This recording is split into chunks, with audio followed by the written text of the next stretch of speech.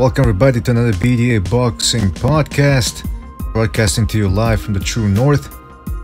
This is your host, Mr. BDA, and alongside with me as always, my co-host, the one, the only King Bucho. King, are you there? Yes, sir. Fantastic. Now you guys know the drill. If you want to join us, go on over to Google Hangouts and send us an instant message via the email address on top of your screen. It's boxingdebate@hotmail.com. That's boxingdebate@hotmail.com. Got a lot to talk about, so if you want to jump in and tell us your opinion, that would be fantastic. All right, so I want to welcome everybody here to the humid. Listen, we wanted to do a podcast last evening rather, but it was too humid. It was just too humid. Couldn't get through it. So I said, Bucho and I said, you know what? Let's leave this for another time, because otherwise we're gonna die in here. And now you don't want us to die, do you? Why would you want us to die? That would be ridiculous. All right, so again, a couple of good fights coming up. What's going on here? Yes, sorry about that. You know what? Before we continue, let's give a shout out to everybody in the chat room, because once people get going, we just don't have the time to recognize people in the chat room. So shout out to Apology Man, shout out to Roberto Misquiri, Rasclo222, Jay Perez, Captain Fox. Good evening, everybody. Glad to have you on board. And my goodness gracious, we have a jam-packed Saturday coming up, and the next couple of months are going to be filled with a lot of good boxing too. A lot of good boxing. All right, why does this shit keep? How's the sound? How's the sound going out there? Because I hear a lot of crackling, a lot of snapping. Yeah, I hear crackling. Yeah, I don't know what's going on there. It's not super bad. I don't like it. I don't like it. Yeah, we have to update our equipment. No, that's not a question of updating the equipment. It's a question of straightening this shit out. I'm gonna straighten shit out. That's what I'm gonna do. But why did you change yours? Well, anyways, whatever. Yeah, who cares? Listen, we're here. All right. Having a good time. Oh, I think I know what it is. I think I had a couple of things open that shouldn't have been opened. There we go. Porn? I don't watch porn anymore. No, actually, I do watch porn. What am I talking about? All right, listen. Glad everybody could be on board here. I still hear a little bit of crackling. We'll get through it. Bucho, jam-packed schedule, like I said, this Saturday. We have Sean Porter taking on Danny Garcia. What else do we have? We have, on that undercard, there's going to be a lot of things going on as well. Charles Martin is going to be fighting. I know everybody's looking forward to that one, more than the main event. Yordenis Ugas versus Cesar Barrionuevo. That should be a bit of a surprise, maybe, action fight. I know it's nothing... Yeah. World class for people. It's not they're not the biggest names in the world, but I guarantee you there's going to be some action there. All right. And what else? And then on HBO, Juan Francisco Estrada, one of my favorite fighters, takes on Felipe Orocuta. I don't know how you spell his name. Then of course you have Orocuta. Then you have the very underrated Donny Nietes taking on fellow Filipino Aston Palicte. And then you have Japanese sensation Kazuto Ioka taking on the very, very tough McWilliams Arroyo. It's going to be a 10-rounder. And of course, on the zone, Amir Khan still on the comeback trail taking on, the subpar Samuel Vargas. Shout out to Samuel Vargas. He's a tough guy, but I mean, Amir Khan is just a whole level above him. And as he showed against Phil Logreco, I think guys like Vasquez and Logreco can't really... I don't know how much they're going to be able to challenge him. Then again, you have to remember, Amir Khan's the guy who you touch him and you never know, maybe you can put him down. So it's always a dangerous fight for Amir Khan, no matter who he fights. So that's what we got. Butcher, which fight are you looking forward to the most this Saturday? Obviously Porter Garcia. Yeah, that's the one, I guess. Well, you have Adam Kowanki. What's his name? Kowanki? Yeah, something like that. Yeah, Kowanki against Charles Martin. I don't know. Adam Kowanki is 29 years old. He's pretty young for a heavyweight. And as you guys remember, this guy knocked out Arthur Spilka in 4 rounds. So maybe he should be a fighter that we should be looking forward to in the heavyweight division. Uh, but I think he's gonna knock out Charles Martin. Who did Charles Martin even beat? You know, Right. no one. And then that display against Joshua. I mean, yes, he was supposed to lose against Anthony Joshua, but my God, he didn't do jack shit. He lasted Now 2 remind rounds me, and he talked a lot of shit. remind me again, is Sorry, Konaki what? the guy, the fat guy? He's a fat Polish guy, right? Yeah, he's a fat Polish guy. Fat He's the Polish one guy, who all right. stopped Spilka. Mm-hmm, mm-hmm. Well, Now you mentioned on Showtime also in the undercard the Cuban guy Ugas. He's yes, fighting sir, Denis Ugas. Cesar Barrio Nuevo. He's from Argentina, but I look at his record and this guy hasn't fought outside Argentina. Well, he had like 1 fight in Mexico and 2 fights in Uruguay, Mm-hmm. but all of his fights have been in Argentina. So I don't know, but you know Argentinians are tough. Usually they have a lot of power. So hopefully, I mean, like you said, the Ugas against Cesar Barreno is a good fight. So you never know. So Well, yeah, that's what, by far yeah, Showtime is the best undercard. that's what I was gonna say. That these Argentinians, you never know what they're gonna bring to the table. Some of them, they come in with glossy, undefeated records, and then it turns out they suck. Other times, they come in with a subpar record and no real opposition on the record, but they're still tough. They're still heavy-handed some of the time, or they got that type of skills that could really give a guy trouble. And so we're gonna have to see. We're gonna have to see on that one. But the main event is really what people are looking forward to. And Bucho, I gotta tell you, with Sean Porter, I know everybody's looking forward to this fight. I actually think the Estrada and Don Nietes fight are gonna be more aesthetically pleasing than Sean Porter, Danny Garcia, because Sean Porter tends to make for very, very boring fights. Sloppy fights, I should say. A lot of mauling, a lot of clinching, a lot of inside work that, you know, not unclear body shots. They're not very clear to see. It's not the most intimidating. So Not impressed by this guy. Never been impressed by Sean Porter. I know these people who claim that Sean Porter won against Thurman. I don't think he won against Thurman. I've never been impressed with him. His style sucks. He's wide open. He's wild. He can't even cut the ring. He runs with his hands down sometimes. Watch the Thurman fight. At some point, he's like running after Thurman. And his hands are completely down. I mean, this guy. I like the guy. He's not a bad guy. I mean, he behaves himself well outside the ring and all, but I don't think he's that good. And to be honest, man, I'm gonna give you my prediction later on, and I think you're gonna be shocked. By the way, well, before we continue, we have Abstract and Stu on the line. I wasn't back. I told you what's going to happen, Price. I told you he's going to be sleeping. I told you the ambulance is going to come. The oxygen mask is going to come out. I told you he's going to miss the main event. I told you all them things were going to happen. What's happening, fellas? all right, Abstract and Stu. We're getting off to a good start here. What's happening, mate? You right? Yeah, man, good. Yeah, good lad. What's Abstract's Good. intro, man? What was that? Abstract's intro. Oh yeah, he does have an intro. Yeah, I forgot. Oh, hold on. Sorry about that. I love the smell of napalm in the morning. What do we mean when we say throwing punches with bad intention? We mean we want to seriously hurt people. What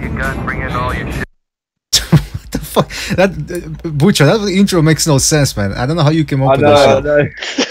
It's like He Vietnam. shortchanged me there, Butcher did, didn't he? He's fucking like I've talked about Wilder having the footwork of Stephen Hawking, which I thought was quite fucking witty. I was kind of thinking maybe you pick up on that, like, but no, I get like Right. some dodgy little line, like. Yeah, I know. I have to find more stuff, man. All right, so guys, we're talking about Bucho. The best ones. Jimmy! Oh yes. I like that one. Oh yeah.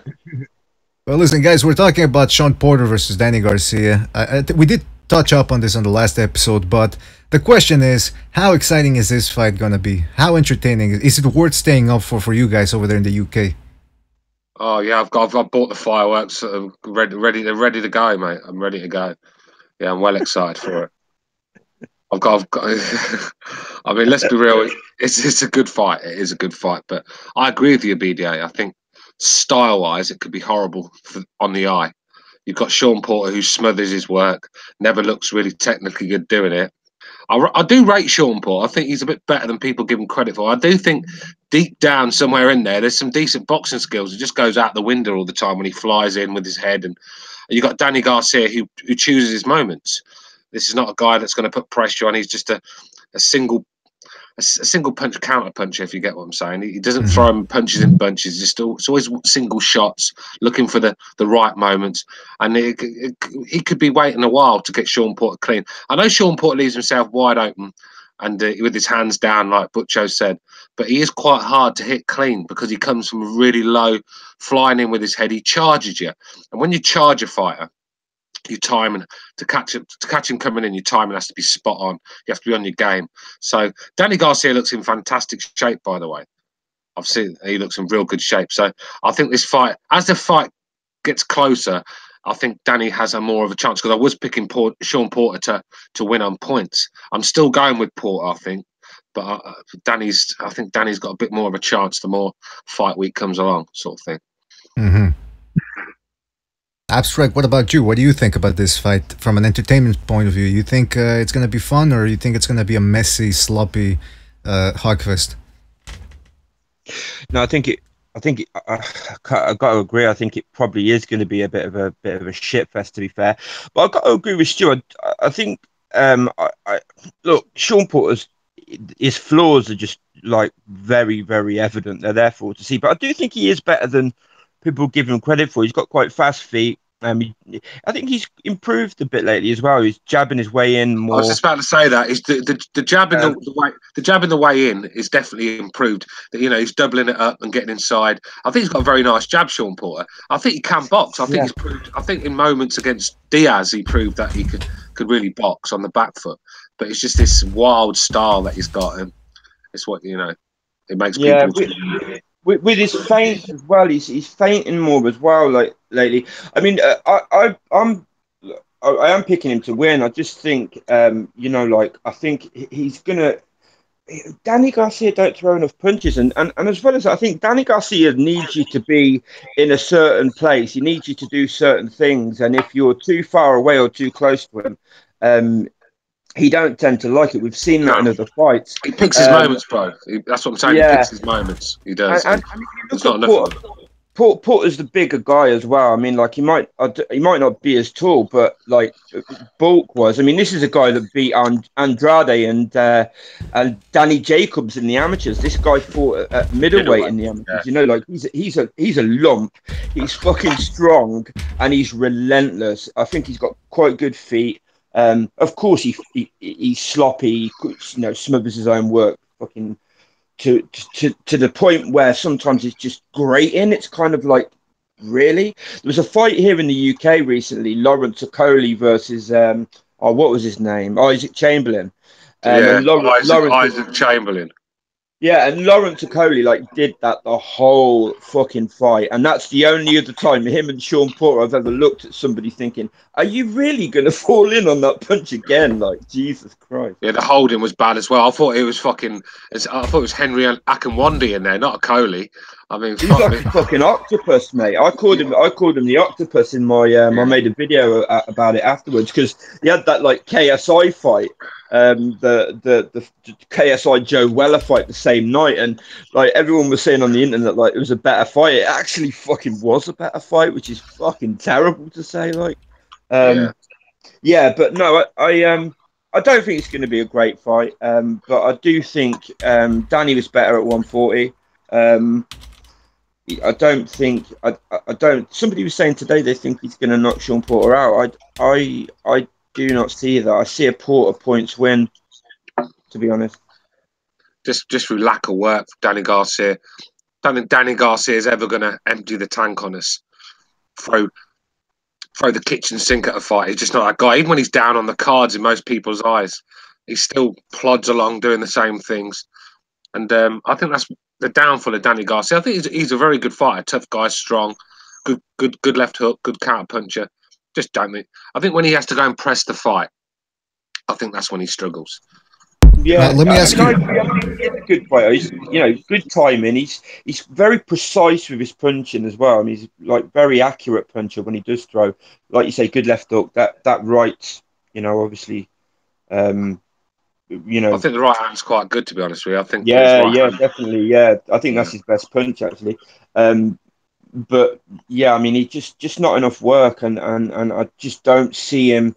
I don't see how he wins this fight. That's my issue. I don't think he's going to throw enough punches, or his work rate isn't going to be sort of like enough to outpoint Porter. He's not going to knock Porter out. So I'm just Sean Porter's a soul snatcher. Sean Porter will separate the people that want it in this game and that don't. And I think we found out with Thurman. I think Thurman had to dig deeper than he's ever had to dig before.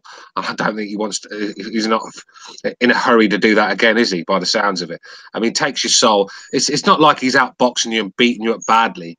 I think it's just a mental thing where you can't get nothing off. He's got his head in your fucking face, cutting your eyes. He's holding you. He's grappling you, and it's just untidy, isn't it? And I think he takes people off their game plans, and I think that's what Sean Porter does. He takes your game away from you because he doesn't bring much himself, if you get what I'm saying. He's just very, very awkward and very tough, by the way. If he wasn't tough and had a good chin and weren't strong, you couldn't fight like that. You'd get knocked out cold. Well said.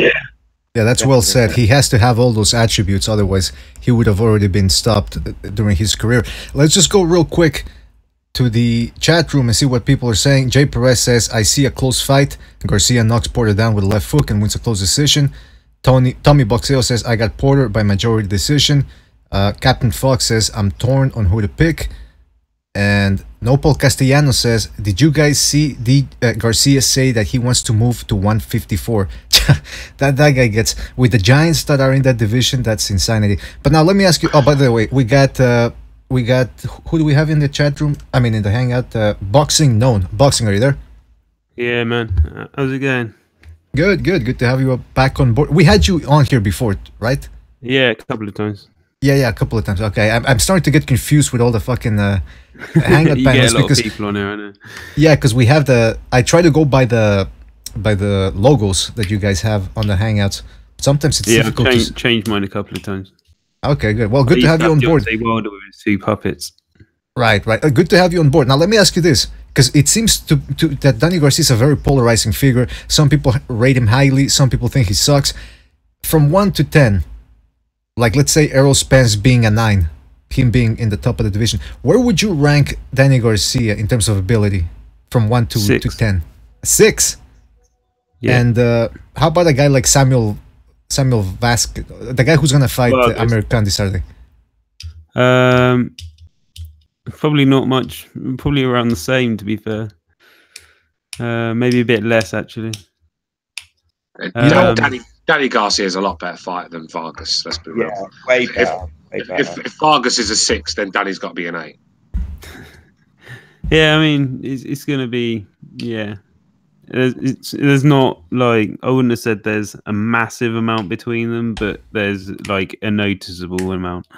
It's going to be probably a 5 or a 6. Well, no, if he's a 6, then probably a 5 or a 4. Okay, Greg in the chat room says, when did Tim Roth join the hangout? I don't see the Tim Roth accent there, Mr. Fucking, what was he in Reservoir Dogs? Mr. Orange, right? Yeah, let me tell you something. You Brits all sound the same to me. New Zealanders, Brits, whatever the fuck. If you get a weird accent, you sound like you're British to me, and you're all the same. So I don't know where you see. I think that was Tim Roth as well, weren't it? Tim Roth. Yeah, that's what he said, Tim Roth. Oh, okay. That's going again. Yeah, Greg. Greg sounds like Tim Roth. I don't know. I can't differentiate. Sounds like John Lennon, man. No, what are you talking about? John Lennon sounded like he had that one. Yeah, that one there was a difference. He had the Liverpool accent. I'll tell you what, I do like the Beatles music, but as I've got more educated over the years, and I mean they're just lefty gobshites, really, aren't they? Okay, why do we gotta go right away? We gotta go back to the fucking communists, leftists. And speaking of communists, aren't they? I mean, all that fucking imagine all the people and yellow fucking submarine and everything else. Fuck off, lefty gimps. And I didn't realise at first. I used to like their music, but as you see the agenda. So that's just my little part of the Beatles. Let's get back to the boxing. Well, I'd like to talk about that eventually. About how do you think that the Beatles were Satan worshippers? Well, lefties. Yeah, I think they were Freemasons. I think. I think if that's how, if that's. Oh yeah, we got Clint Eastwood on there as well now. Was that? Yeah. Clint Eastwood's just joined. Oh, I don't know about that. I think he. Well, you never know. You never know. By the way, I do know one thing. We got Recognize the Matrix on the line. Don't get fooled when they tell you that the crime rate is down in New York. Oh shit! What the fuck happened? All right. Don't get fooled when they tell you that the crime rate is down in New York. Every time I watch the local news, they're always talking about, well, there was a stabbing here, there was a stabbing there, there was a shooting there, but the crime is down. All right. Recognize, are you there? What's going on, my friends? Good. Good to have you on board. We're just. Hey, by the way. The abstract Stu. Oh, that's why people. With the cool hair, dude. I don't know what. Cameron's like. Cameron's about, man. Fucking hell. Yeah, is that Cameron? Yeah. Clint Eastwood. Yeah. What the fuck's going on with him? All right, let me hold on a second. Fuck, mate, it's life, man. You only live once. Make the most of life. Enjoy it. Because everybody's got their weird fetishes, man. And mine just happens to be eating fucking ass. All right, Cameron, are you there? Out in the south, out in the, out in cowboy land, they're into that sort of thing. Yeah, I need a new intro, man. That's pretty outdated. What do you mean outdated? That's you. The other night when that camel video got with that guy sucking the ass. Oh, Yo, fuck's abstract, sake. man. Abstract. I couldn't help it, man. Sorry, Cameron. No, what's going on, man? It's been a while. Has it? You were on the other day. Anyway, Well, I mean, look, listen. I've not been on the show probably for a while. I mean, I came on, for about 2 minutes the other week, and I jumped off, but I was out and about. You missed a hell of a show, let me tell you. And in the chat room, we got Greg, we got Nopal, we got 100% Access in there as well. We got Nino Gadji. I gotta tell you, everybody's starting to come in here. Hello, fellas. Everybody's here. All right, yeah. Listen, we're talking about Danny Garcia versus Sean Porter. Guys, like I've been saying, I'm expecting a boring fight. I'm expecting a clinch fest. I'm expecting fouls. I'm expecting Angel Garcia going haywire in the corner. And I'm expecting a decision that nobody is going to agree with. What do you think? Yep, I'm gonna agree with that. Going to be a close fight, and Garcia's going to get the decision, I think. Close fight, and Garcia gets the decision. I mean, yeah. I mean, Garcia's had a lot of gifts. I mean, you know, Herrera fight was a robbery. I thought Peterson won that fight. You know, fair enough, Garcia got a decision. You know, it was a close fight. It wasn't a robbery, but I thought Peterson won. Yeah, realistically, if you're going by, you know, the Herrera fight, Garcia's resume is not that great. I mean, his best wins, Matisse. Other than that, what have you got? You know, Khan. What's his best knockout? You know, Khan. Which says a lot, because Khan's, it's not exactly hard to knock out, is he? So, I mean, I hope Porter wins, because I think, you know, I mean, the thing is, Porter's going to give Garcia hell, because Porter, for me, gives everybody hell in the division. He's just got that style, but I feel like it's going to be a close fight, and I think Garcia's just going to get the nod. He always does. Obviously, you need a history lesson.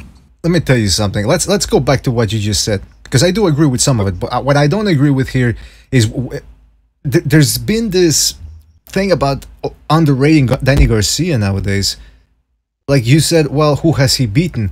I mean, yeah, okay, everyone's wins can have an asterisk next to them, right? Like, for example, Eric Morales gave him a tough fight, and he was a fucking fat Morales that shouldn't really have given him a tough fight. But again, Morales is that boy was fat. Yeah, even I thought even Fear Fame beat Garcia, to be honest with you. Oh, okay. Now let me ask you this: how about the Zab Judah fight? You give him any credit for that one? Nah, I mean, yeah, yes. Judah's tough, but he was old, and it's hard to say. I give him credit. Yeah, and let's not pretend. In the last few rounds, he was getting beat all over the ring by Zab Judah. Fuck's sake, what? He got hurt. Credit for what? that says it all because Zab Judah was only a 6-round fighter. Let's be honest. This is a guy that faked a stoppage against Amir Khan to get out of there. So this guy's got no courage, no heart. Yeah, he's bouncing Danny Garcia all over the ring in the last few rounds. But I think it's the best I've ever seen Zab Judah look, to be honest with you, since he fought Floyd, and Danny Garcia made him look that good. So let's not pretend here that Danny, the Lamont Peterson fight, yeah, he got the win, but fucking hell, well, that was close on the cards. If anything, he was getting beat up again in the latter few rounds. Peterson looked like Golovkin in there, didn't he? Let's be real. I mean, I wouldn't go that far, but yeah, I mean, obviously I'm exaggerating a little bit, but you know what I'm trying to say. I mean, right. Danny's making these good fighters, world level fighters look world class. I mean, Herrera, he looked like he looked like a little Usyk in there, didn't he? Do you know what I mean? Fuck's sake. So let's not pretend Danny's steamrolling these opponents that he has beat. Do you know what I mean? I think Amir Khan's a good win. Matisse was a good win, but after that, you're struggling. I mean, unless you want to give the credit for the Solka win, No, I thought he fought. I know I get a lot of shit for this, but I thought he fought good in the second half of the fight against Keith Thurman, and I think a lot of that had to do with Keith Thurman probably maybe wearing down towards the ending or wanted to play it safe. I thought he fought good in the Keith Thurman fight. Actually, I'm probably alone on this, but I thought he won. I don't know why. Just felt that he won that fight, but I get it. Like, it was a close fight, and they gave it to Keith Thurman, and I don't have a problem with it. But I mean, obviously Garcia's Puerto Rican, recognised though. Oh. It's a Puerto Rican thing, right? Yeah. Even though Recognized didn't step up to Danny Garcia in a nightclub. He did it to Cut Over, not me. Yeah.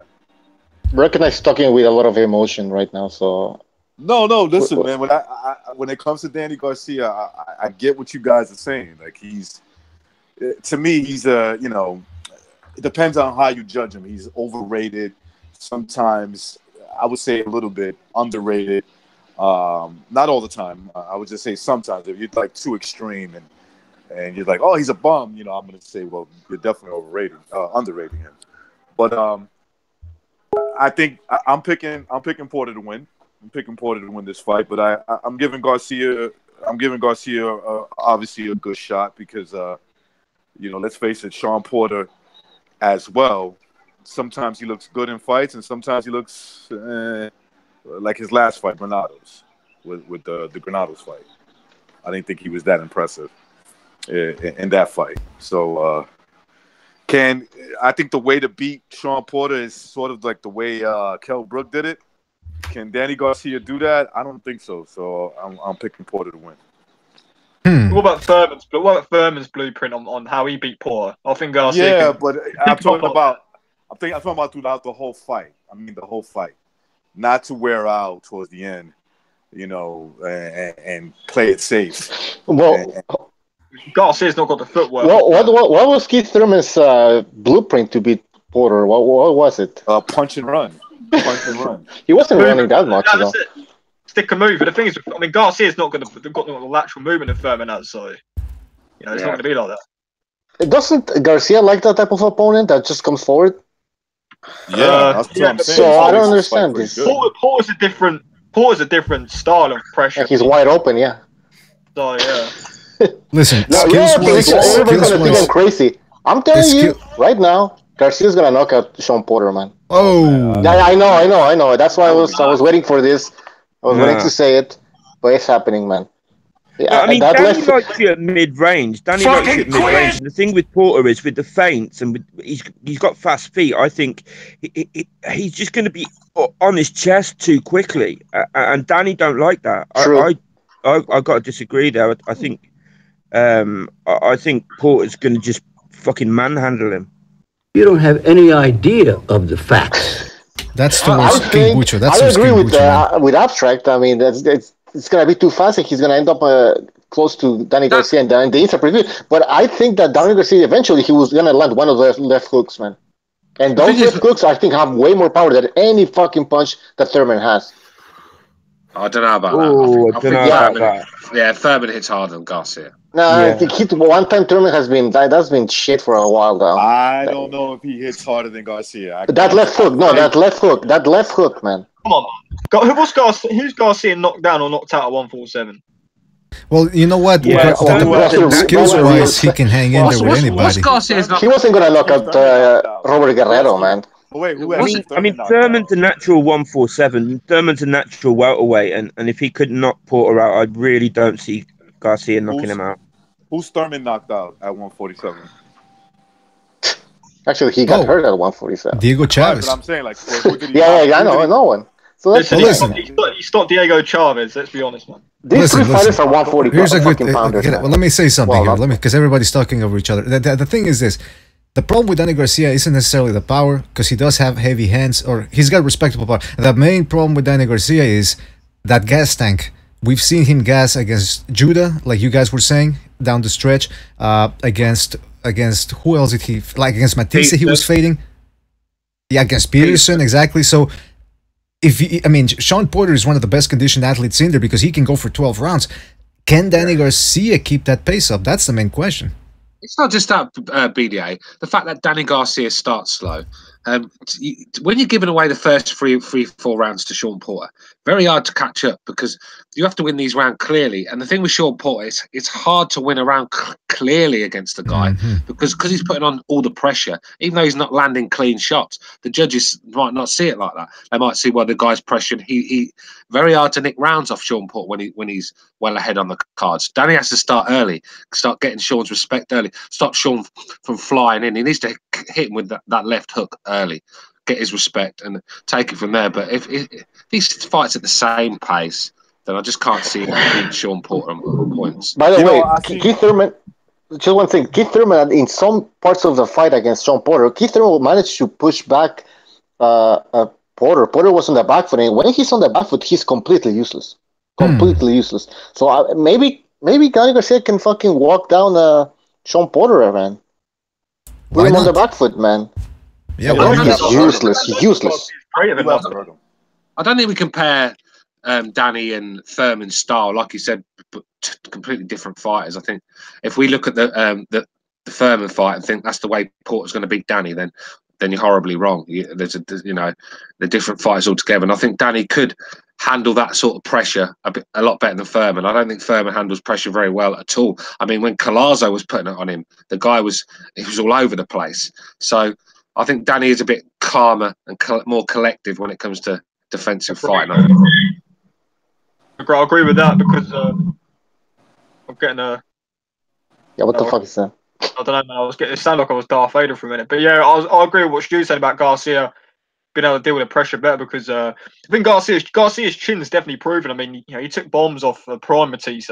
Matisse was hungry and came off that Peterson loss, and even Matisse at 47. I know, he was shot by the time he got to 47. But let's be honest, the guy pound for pound was one of the biggest punchers back then, in my opinion. So, and yeah, what Stu said about how Thurman, we've seen him hurt a few times actually. Didn't Soto Carras hurt him as well, or was it someone like that, or was it Chavez? One of them hurt him earlier on his career to the body. Collazo as well. Like I said, when he gets hurt, he goes on the run. He panics. He goes on the run, and he looks all over the place. I just don't think he handles pressure very well. Where I think Danny he doesn't really get flustered, does he? Do you know what I mean? Like that. And I think that's where. No cut.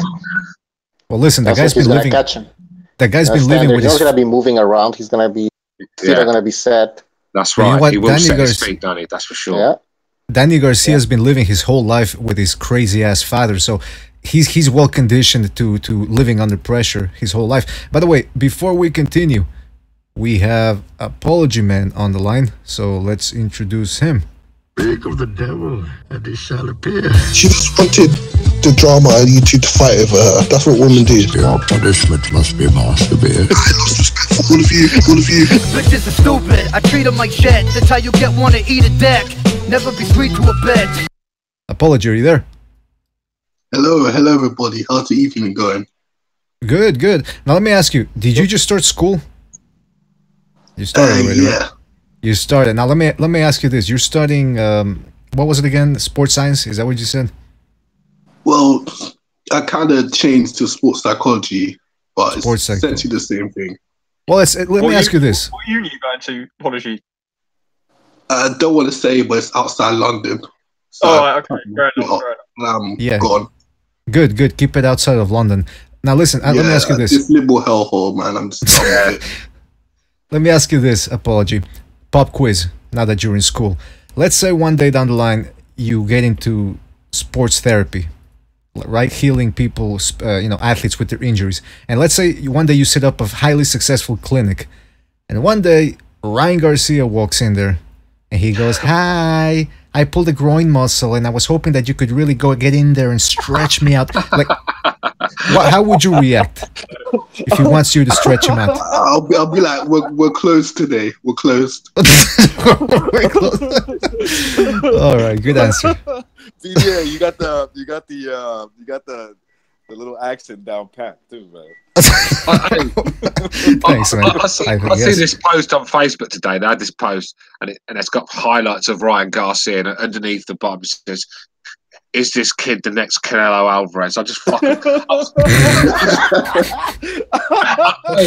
I just responded. I went laughing my fucking ass off. Get the fuck out of here. Listen. I doubt he's gonna be the next Orlando Cruz. Let alone. Let alone Canelo Alvarez. Some of them things that they put when they post things on the Facebook groups, though, are crazy. I once seen a few years ago when I think it was just before the Stavern fight. Somebody put Wilder highlights, and the description of the video was like Deontay Wilder heavyweight, a cross between Muhammad Ali, I think it was like fucking Joe Lewis and somebody else. He's like a cross of. I used to be part of before I started on the block. Yeah, Deontay Wilder's a fucking hybrid, isn't he? Fuck's sake. He's the next shark. He's the next shark on my block. Yeah, he's a hybrid between Stevie Wonder, Stephen Hawking, and the guy that I saw trying to fucking knock out his fucking dad with the kebab in one hand and a fucking right hook in the other night.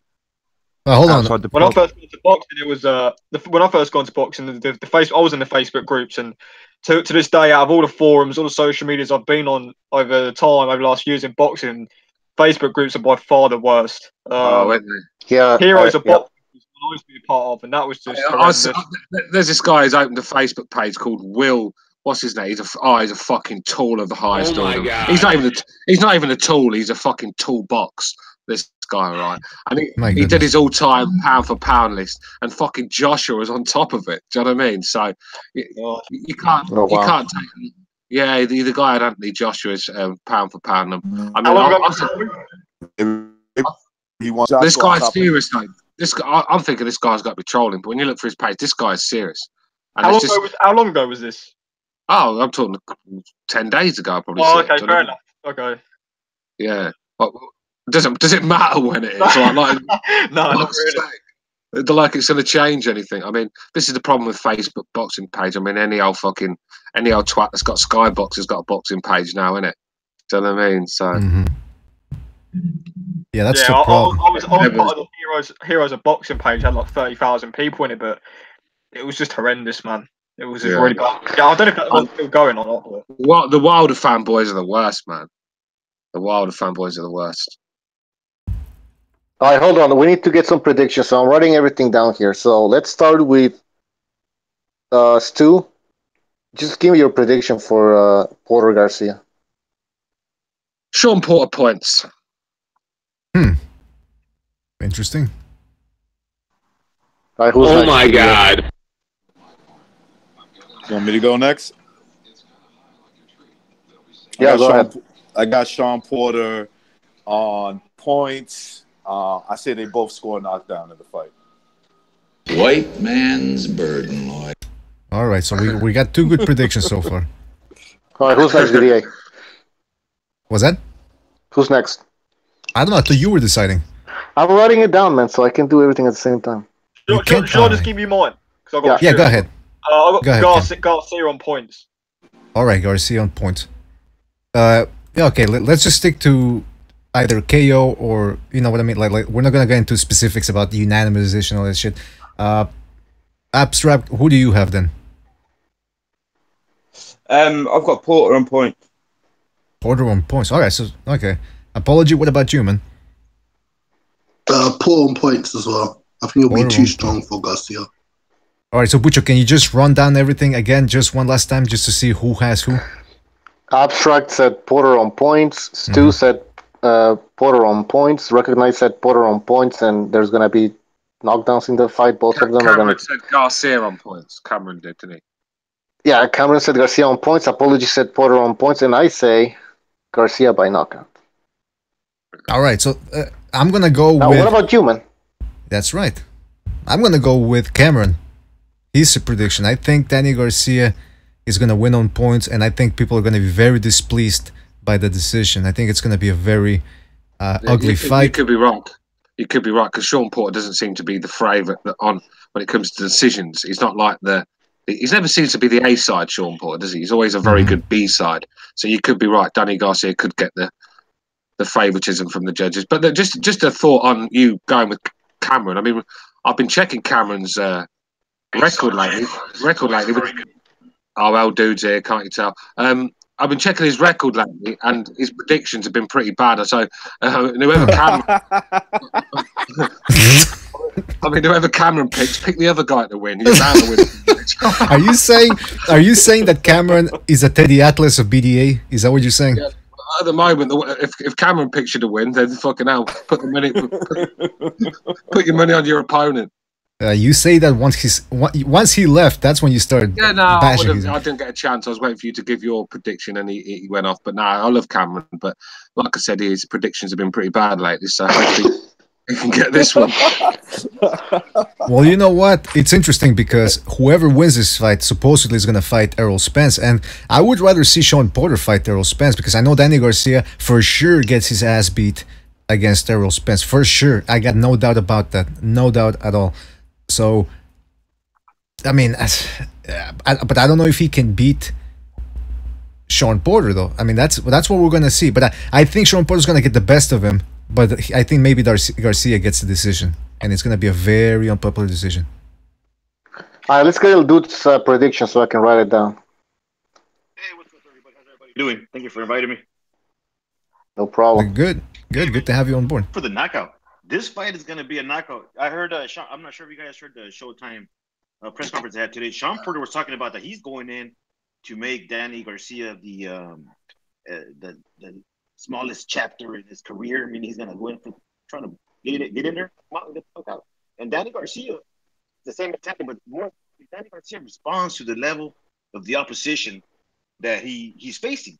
So whatever level of aggression Sean Porter's going to bring, Danny Garcia's going to step up to that level. And like I said in my previous BDA prediction, I think Sean Porter is going to be dominating the entire fight. He's going to get tired, reckless, knocked out somewhere around the 8th round. So wait, you said who's winning? What? I got Sean Porter getting knocked out in the 8th round. Oh, perfect. Yeah, he's been saying that since last week. Dude's been saying that since last week that he's got Garcia stopping. Like you, Bucho. Yeah, I didn't see that, man. Dude, and I agree. It's just some. Wait. We didn't get apologies. Yeah, we did. He said Porter by points. Oh, okay. Sorry, my bad. It's just something about Danny. He just doesn't fill me with enthusiasm about his fights. It's just one of the. It's Danny Garcia. That's it. It doesn't. When you say his name, nothing happens. There's no excitement. It's just Danny again. You know, and I think that's my problem with Danny Garcia. Just his fights are never really that exciting, are they? Let's be real. He goes through the motions, and you go through them with. By the way, that's what his girl said too. Whenever you bring his name up, it doesn't really bring any excitement. That's vicious. That is absolutely vicious. That was stupid. You can imagine, Danny. You can imagine Danny. He's not exactly a bundle of laughs, is he? I mean, he's got no character. Like I said last week, he's a block of wood of the highest order. So you're not going to get a decent conversation out of this kid. So I can understand him being quite a bore. He's got the personality of a goldfish. He just stands there with his eyes wide open and like the charisma of a damn rag. Well, can we go back to the personality of an ox? Almost oh, come on. Yeah, can we go back to the knockout? Like, how? I don't see Garcia knocking out Porter at all. Like, how's that going to happen? if he has the power, if he can hurt him, I can see it, but I can't. I don't think it. I don't think it could. I don't think he will be able to. Like, yeah, exactly. It's pretty simple. Like, do you think Porter's gonna get hit? Obviously, his chin is wide open. He's gonna get hurt. Okay. So now the question, like recognized, said is does Garcia have the power? And I believe he has the power. That left hook, man. I don't think he does. He couldn't knock out an Asian Paulie Malignaggi, an Asian that's been knocked out by Sean Porter. Like he got TKO, he couldn't knock him out. Yeah, straight. but Paulie Malignaggi is not coming in like Sean Porter. He's not coming in like that. He's moving away, and Garcia chasing him and shit. Yeah, of course, but that's still. I think Danny he got a knockout and he couldn't do it, so I don't see him having the power. I wouldn't be surprised to see Sean Porter on the deck. I think Sean Porter could be hitting the deck in this fight, where he comes in wild and gets caught with a shot.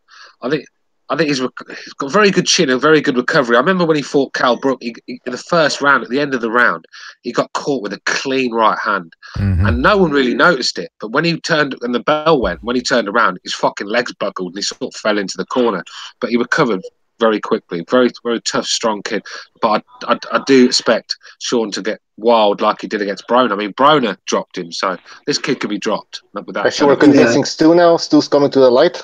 No, should I change your predictions, Stu? No. I'm trying to see your point. I'm trying to see your point too. I know. I'm joking. I can see that as well. Him getting that because when Sean Paul comes in, he drops his hands a lot before he throws a punch. Like if you watch him when he comes forward, he'll drop and then he'll throw a punch. So Garcia can counter him with the left hook and then drop him from there. He also has a tendency of clinching when he starts getting tired after his aggression. He might throw like a combination of 8 punches in there, and then he'll go for the clinch, which pretty much telegraphs his clinching, which is opens him up for an uppercut. Yeah, but the problem is that them punches, even though they're hitting arms and elbows and everything else, the judges are scoring these punches. That's why it's hard. I think with Sean Porter, that's why it's a difficult fight, because you have to really constantly work. Because every time you land one on him, he's going to be landing 3 or 4 sloppy ones on you. They're not going to mean anything, but they're still scoring points. And I think that's the problem with Danny. He just doesn't throw enough shots. And I think Sean's just going to outwork him. I don't think Sean's going to outbox him or make him look stupid or beat him up. I just don't think that's going to happen. I think Danny did a great job with Keith Thurman recovering. I mean, I gave that fight to Keith Thurman, but Danny was definitely closing in, coming into later rounds. He made Keith Thurman. I'm sorry? You can't give early rounds away to Porter. That was my point earlier before you came on, old dude. Because Thurman fades down the stretch, Porter doesn't. That's the difference. So when you're 3 or 4 rounds behind Sean Porter, it's a long night for you. I think the only reason you're right, but I think the only reason Danny Garcia was able to fade was because he got caught by those 2 power hooks that Keith Thurman threw in that first round. And being that he got caught, he gave up those first 2 rounds early in the fight. I don't think he's gonna have that problem with Sean Porter. Not taking anything away from Sean Porter. I just think the experience gained from the Keith Thurman fight might prevent Sean Porter from getting those particular early punches early in the fight. No, I think you got a good point. I think I don't know if you guys ever seen the sparring fight between Shane Mosley and Sean Porter. It was some years ago. It may have been like he rocked him. Yeah, he was rocking them, and I was saying that's how you beat a guy like that. You see, you gotta be fast before his body gets too close to you. Like kind of throw like that short hook, catch him and see if you could rock him. And remember, it was a sparring fight, and I get it, sort of you're like working on stuff, but the way to catch him and hurt him is, I think it's in that punch that Shane Mosley landed in that fight. Had that been a real boxing fight, right? And they say he catches him with the same punch, he would have been in a lot of trouble because Shane Mosley stopped in the sparring fight, right? Like that's just, he's not there to knock him out. He's just there to show him what he's doing wrong. Had somebody got him like that in a boxing fight, they could have hit him with another combination. Probably hit him with another punch and probably drop him. So he could be hurt. I have a feeling this fight's going to be fight of the year, man. I think what Porter Garcia fight of the year? Well, the way Porter fights, Porter has the capability of fighting fight of the year, and I'm a big fan of Danny Garcia because I know what he's capable of, and I know I think it can. I think it's going to be an amazing fight. Name me one exciting fight both these guys have been in. You know, not even together. I'm just talking about they've probably was Garcia against Matisse a fight of the year candidate? It was a decent fight, but how long ago are we going to go back, Butcher? I mean, fucking hell. Porter was a good fight. What? Well, that's the problem with these elite level fighters. You know, back to the earlier subject. Actually, when you guys were talking about Anthony Joshua, and the only reason I got Anthony Joshua on my top 10 is because his power and the way he dominates his level of opposition. And we could say the same for Lomachenko, Gennady, Canelo, pretty much Munguia, anybody. You could talk about anybody, place him. You know, it's objective, whatever you want to call it. I think Joshua's got 2 or 3 belts as well, hasn't he? So he's got 3. Yeah, so he's got to be on there. I can see why you've got him on there. And he's very dedicated too with his craft and everything. He's not wild like Wilder. You know, I believe Wilder's but I'm going off subject here. But I totally lost track of what I was talking about. Sorry about that. Fight of the year. Oh yeah, fight of the year. Yeah, because Sean Porter definitely is going to bring it. You know, he's not going to get tired. Like Stu was saying, he has the stamina to go 12 rounds with pure all-out action. And the way Danny Garcia fights, if he doesn't get hurt early in the fight, and the way he was bringing that action against a top-level fighter like Keith Thurman, which is recently, we can see the level of character, the level of caliber that these guys are in right now. They're at the elite level. Sean Porter, Danny Garcia, you can place it. You know, Danny Garcia is more of a counter puncher, but they're definitely within the brawling section of the welterweight division. And one thing you could say about these guys, they fought each other, and they fought a very good fight. Yeah, both guys need credit. I mean, they're both fighting the best in the division. Sean Porter's got a tremendous resume. When you think he's fought Kell Brook, Thurman, he's now fighting Garcia, Broner. He's got some great. Sean Porter's got probably the best resume in that division.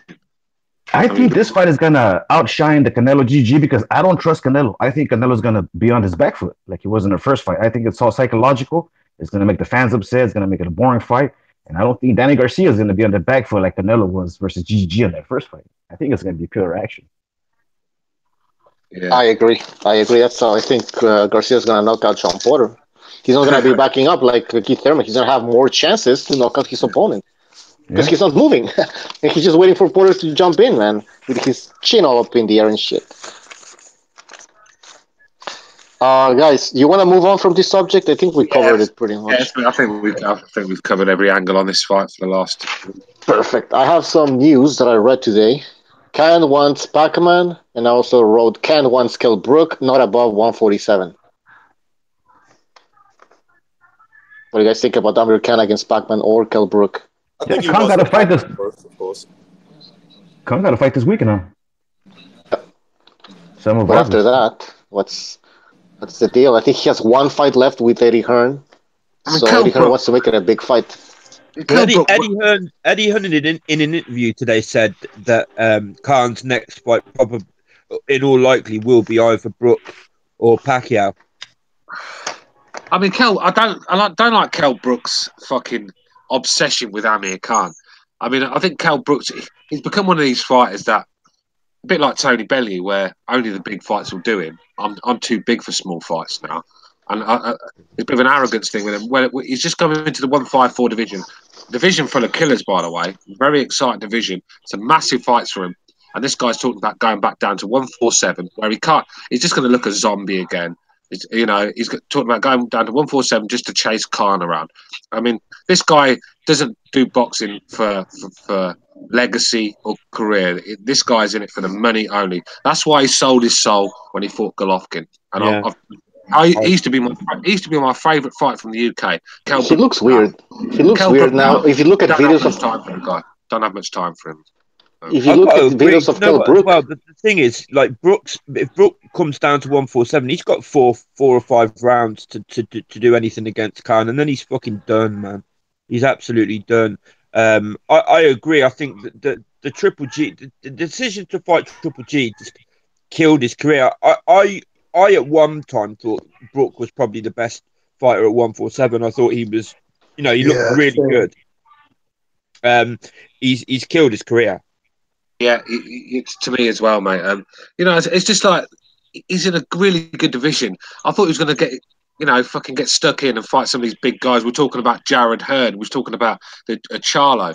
We was talking about there was Andrade at the time before he moved. Those fights that we were talking about, but he's just chasing Amir Khan around like a little child, and that just proves he just wants the big money fight and he wants to sail off into the sunset. It's not about legacy or career with Kell Brook anymore, and I think that's why I've lost a bit of respect for him because he's a very good fighter, by the way. And Khan don't want it. Khan does not want that fight. He never has. Cool. He's going to get knocked out again and probably retire. So he wants to pack up fight and make lots of money. Yo, if he gets knocked out at Amir Khan, what the fuck?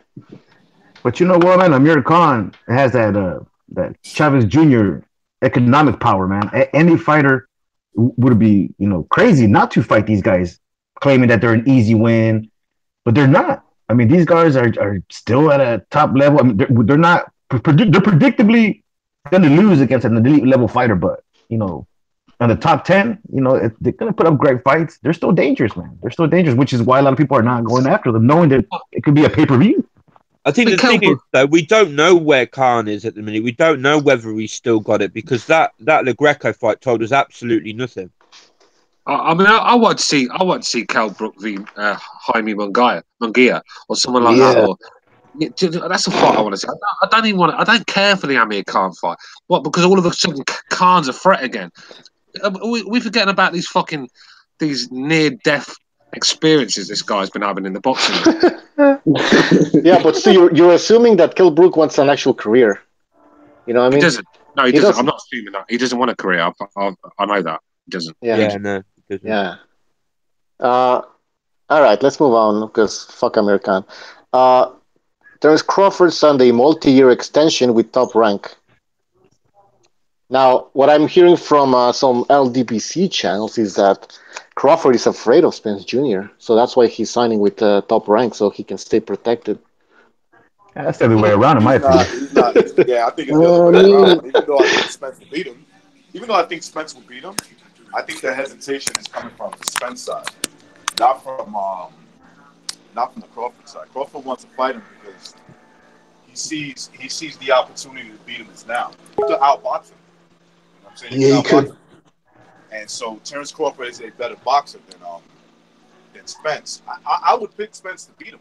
I think that Spence will eventually catch him. And I don't think Crawford's going to react well when he gets caught by Spence. But yeah, I think it's the other way around. And him signing an extension with Bob Arum. Listen, man, Bob Arum is paying him. That's what it comes down to. He feels better with him instead of Al Heyman. Listen, the fight's gonna happen. It's gonna happen. Like, forget the promoters. If they want the fight, it will happen. So someone's not willing to fight. Why can't these fights happen? Why is it that if he signs a? Can you guys hear me? Yeah, but it's not allowed. Like, you should maybe take off your earphones or something. How about now? So better. Yeah, I don't understand this stupid argument. You need to sign. What he needs to sign with Heyman. Get around Spence has to sign with Bob Arum. I mean, why can't they just fight? How come they can't work out a deal? That's a good point to recognize because I never hear, because what some of these people say, they're like, well, Crawford should sign with the PBC because the PBC has most of the welterweights.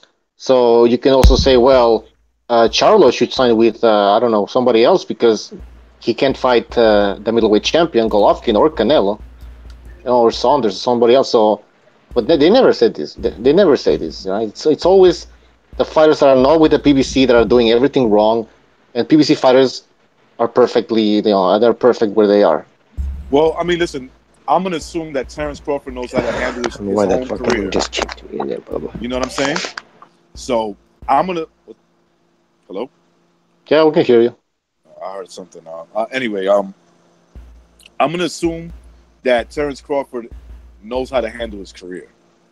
And so for him to sign an extension with Top Rank means he's good. He's comfortable. And I get it that there's always some politics on both sides. But why does he need to sign with Al Heyman? Maybe he doesn't like what Al Heyman brings to the table. Not saying that he won't fight his fighters. He just doesn't like exactly. Maybe he's got a lot of money. The thing is as well, Crawford actually seems like quite a level-headed guy. He seems like quite an intelligent guy as well, actually. And I think any fighter with half a brain that can do research the same as any of us can, looks at Al Heyman and like finds out what's in his contracts and stuff. Like nobody with a brain would sign any of that shit with all them fucking extensions clauses and you can't do this and you can't do that and fuck that, man. Hey, let me throw my 2 punches in real quick, man. There's one fight that disproves the whole LWC narrative on that why you should join the Premier Boxing Champions. It was Chavez Jr., who's a PBC fighter, fighting Canelo. And that fight was so economically profitable for all these for both promotions.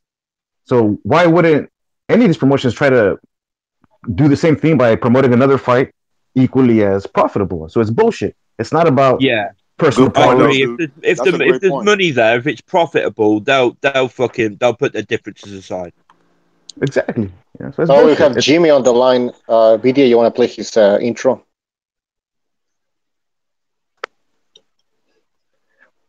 Probably not. I had a bad trip at a wedding in Maine, and it was a stormy night, right? I'm on LSD. Oh, I was fucking freaking out. It was horrible. I'll never take it again. What's up, guys? What's going on, brother? What's happening, man? Sorry I got a little late. I didn't know you were going off this early. Yeah. By the way, BDA is having mic issues, so. Oh, okay. Yeah, so I'll be taking over. Yeah. Okay, first of all, just give me your prediction for Porter against Danny Garcia so I can write it down. Oh, yeah, that's Saturday, huh? Whew, that's really, for me, a tough fight to call because Porter doesn't have, he's not going to stop Danny, so we'd have to outbox him. But then again, you know what I mean? That's a tough one. I don't know. Danny always pulls shit out, right? He always comes up with the wins. I don't know. Fuck it. I'm going to go with Garcia in decision. And I like Porter. I like him as a person and whatnot, but I just have a hard time betting against Garcia because he always, look at how many times he gets a W even when he doesn't deserve it. You know what I mean? Yeah. But, and he's a tough kid. He's just, I don't know. I just think, I know he can crack. I don't know. Yeah, I'm going to just pick Danny. What's the census? Most people going with Porter decision. Yeah, that's what most people I see are going with. So I'm just going to go, I'm not going to be surprised, believe me, if it goes either way. So I'm just going to kind of be like one of those dickheads and go the opposite way of everybody just to, and we know we're all doing the same thing. Yeah, so we'll go mark me down for Garcia by decision. All right, got it. Now, Jimmy, now that you're here, I wanted to ask you some questions regarding the PBC. Yes, PBC and the new deal with Fox and Showtime. Okay, what do you think about the Fox deal? The $60 million he's gonna get. Now Fox is paying him $60 million because I haven't seen the details. So is Fox is supposed to pay him $60 a year? That's a good question. I just read it says Fox is giving Heyman $60 million. I don't know for how long. It's like a budget too. It might get renewed later, but I have my opinion on that particular one. It might sound like a shit. It might sound like a shitload of money, and they have about, I believe it's 20 fights, a 20-fight deal. But the Premier Boxing Champions, they have about 180 fighters in their stable. Now, if you do the math, the ratio towards the money compared to the fights on TV, you're talking about a fight. I mean, you're talking about a third of the fighters of the stable who are going to see action in this particular new deal, which means that if you're going to only see a third of the fighters, you're not going to see the best fighting the best. You're going to see mostly a build-up, of these new fighters, put them on free air TV, get to know these guys, getting free knockouts against early opposition, you're not going to see the best versus the best in these 20 fights. You have to look at it like this. So 50 million sounds a lot of money, and it is a lot of money, especially to us lot in this chat. But 50 million will probably get you Anthony Joshua to fight Wilder in America. It sounds a lot of money, but in boxing, it's not. You got to put it in context. Is it 60 million a year? Like Jimmy said, is it 60 million a year? I got it. Million? Go ahead. It's the deal starts in December, and then there's 10 championship level fights. Who knows what championship level fights mean for fucking Al Heyman? So then North American titles. So 10 championship level fights on Fox and 12 lower tiered fights on FS1. So 22 fights. All right, so that's all right. But now here's the situation, okay? When you don't have tangible things in front of you, right, and you go off speculation, you have to base speculation off past history. That's the only thing we have, right? Okay, taking that into consideration, Al Heyman's past history. He worked at HBO where he, got his feet wet. He started HBO. Most experts will agree they still haven't recovered from what he did there in his philosophy. He went on to Golden Boy short term, did the PBC, which is literally one of the biggest financial failures. No other sports franchise has ever started with a price tag of close to $1 billion.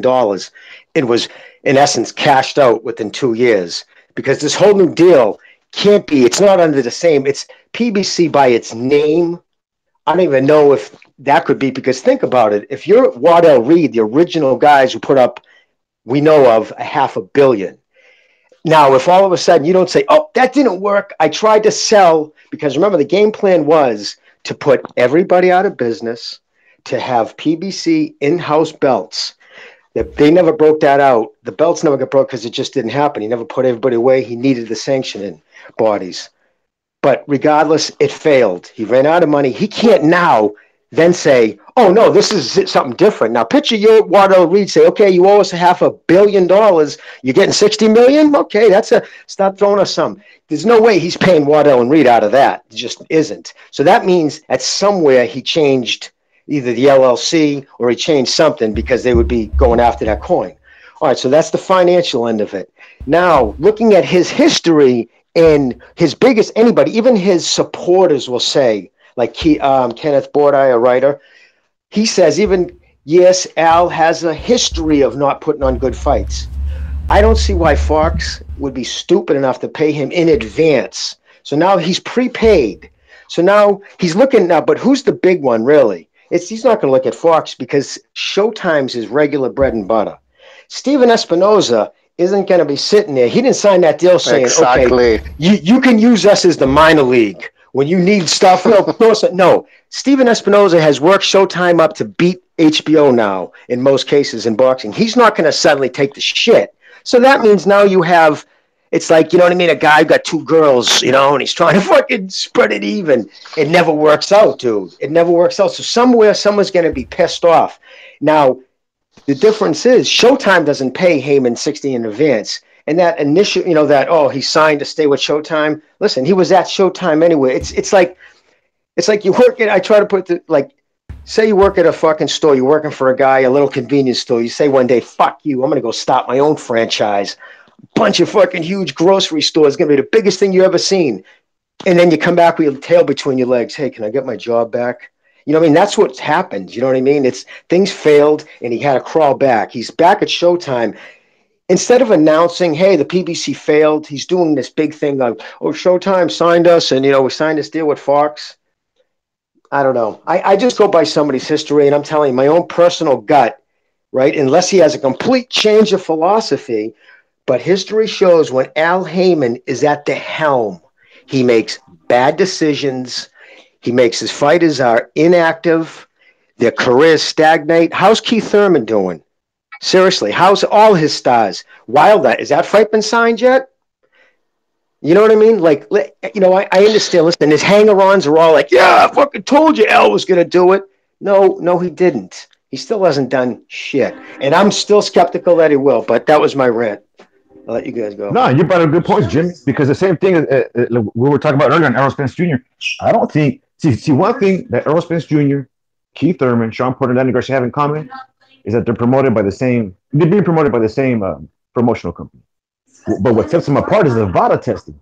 Danny, Sean, and Keith, they enroll in the VADA. They're clean fighters. They've been proven to be clean, except Errol Spence Jr., he refuses. As a matter of fact, he was kicked out of the VADA WBC rankings because he doesn't want to subject himself to the test. Can I tell you how little that surprises me from the stories I've heard coming out of Texas, out of that gym down there? Look at his stable, Chalos, right? Big sudden surprise and power. All of a sudden, they started becoming knockout stars, all right? Spence with the fucking gynomastia, which is undeniable. It's in the pictures. You can see the swollen lymph nodes around his tits. You know what I mean? And they fluctuate, Jimmy. That's the thing, that they fluctuate. So, you know what I mean? Like, it's like when there's smoke, there's usually fire. And if they're talking about like that around here, like, they're all dirty out of that gym, something's up. And if you, like you said, he's not taking it. And another thing, you look at like another thing that bothered me about him, when you don't make bold statements like this, when he started PBC, a part of his release, his statement was, all my fighters will be tested regularly. He never did it. He never did any of these things he promised. Obviously, these are things he promised, obviously, to Waddell and Reed to secure that money. So he's a silver-tongued prick. He's intelligent. He's a Harvard graduate. You know what I mean? So he's a sharp dude. And from what I hear, people who say they talk to him, he's very soft-spoken. You know what I mean? Very unassuming, but very intelligent. And he just gets what he needs to get. All I'm saying, it's dangerous to pay that man in advance. Are you calling him a snake? History shows. Not in the literal sense, but he's in a capitalistic sense. You know, he gets paid. And I mean, he's a capitalist. You know what I mean? If the name of the game is he who dies with the most toys wins, then he's doing well. But if you look at, if you want to throw a little like fucking, but look at if you're doing it off the backs of a bunch of guys that you knew you could take advantage of. Like, because he doesn't do interviews, you don't know how many homes he owns. You don't know his lifestyle. You don't know if he's vacationing in the south of France, if he's fucking taking fishing junkets with his whole family off Africa for fucking $2 million a week. Nobody knows. There's no transparency with this man. And to me, that's a dangerous thing, because when you don't have to answer for anything and you leave basically a wave of destruction behind you, and I mean, people got hurt by that $500 million loss. And that's another thing. That's what he is. Can I just say this one thing? It might piss off some people, but I'll tell you what really pisses me off when people tell me, you know, on Twitter, oh, you don't like Al Heyman because a black man, a black money, black company. No, that company was financed with Waddell Reed money. And if you go to their portfolio, I think it was 94% of their investors are white. So it was actually financed with white people's money. Yeah, and that money's gone. But yeah, anyway. I mean, let's be real. I mean, he couldn't put a good fight on if he had the Fabulous Four in his camp. I mean, this guy just doesn't put good fights on. He doesn't. All right, he puts solid fights on, but we want to see Porter v Spence. Really, we'd have preferred to see that than Danny Garcia. We should have seen Spence Thurman a while ago before Thurman went off. This fight. Exactly. This fight should have happened 2 years ago. He had the whole welterweight and junior middleweight division locked down. When this first started, we were all like, wow, this might be crazy. We were expecting good. And then it was like, okay. The first fight was all right. You know, he had Thurman fight, but again, it was all kind of showcase fights. And we just waited and it never happened. So what's to say it's going to happen now? Yes, sir. No, just something just came to the thought of mine when you were talking about it's not because he's black, because it's not. And this show BDA which is awesome, man, because it's an example, reflection of what boxing really is. Al Heyman is black. De La Hoya, Mexican. You got Top Rank, who's run by Bob Arum, Jewish. Yeah, and then you got Eddie Hearn, UK, just like this panel. You know what I mean? It's the way it should be. It just sucks nowadays that a white man can't, if you find a black man, if he's just an asshole, no, I don't give a fuck what color he is. I just think I'm not saying him as, I don't know him personally, but you know what I'm saying? Like nowadays, you got to curve everything with you. So, well, I don't, but I notice a lot of people do. But it's just insane. You got to, because you know how many people right now, and watching this, going to hear this, going to say, yeah, fucking white supremacist. That's all. Yeah. They just discount everything you say right there because you're a white supremacist. So that means every idea and every thought you have is now subjugated to their line of thinking. And the thing is, as well, no matter how much integrity you know you've got in your own heart, it will make you think about what you say as well. It's like I'm sort of like getting into doing my pound for pound list on my channel, and I was looking at like the fighters I've got at the top, and I actually started to. I caught myself on and didn't do it, but I found myself sort of like looking. Can I include a black fighter? I'm starting to think, fucking hell, like, because like my top three guys are white guys, and I started to sort of like become aware of it and that, and it's like, fuck that, man. You know what I mean? Like, Jesus. Yeah, stick to your guns. Man. It's all white. It's all white. It doesn't really matter. It's just boxing. Yeah, exactly. It's all boxing. Yeah. Can I just say something that I have to say it, but I've been reading a lot of tweets and comments on social media, and fuck, they're saying, oh, Showtime pushed HBO out of business.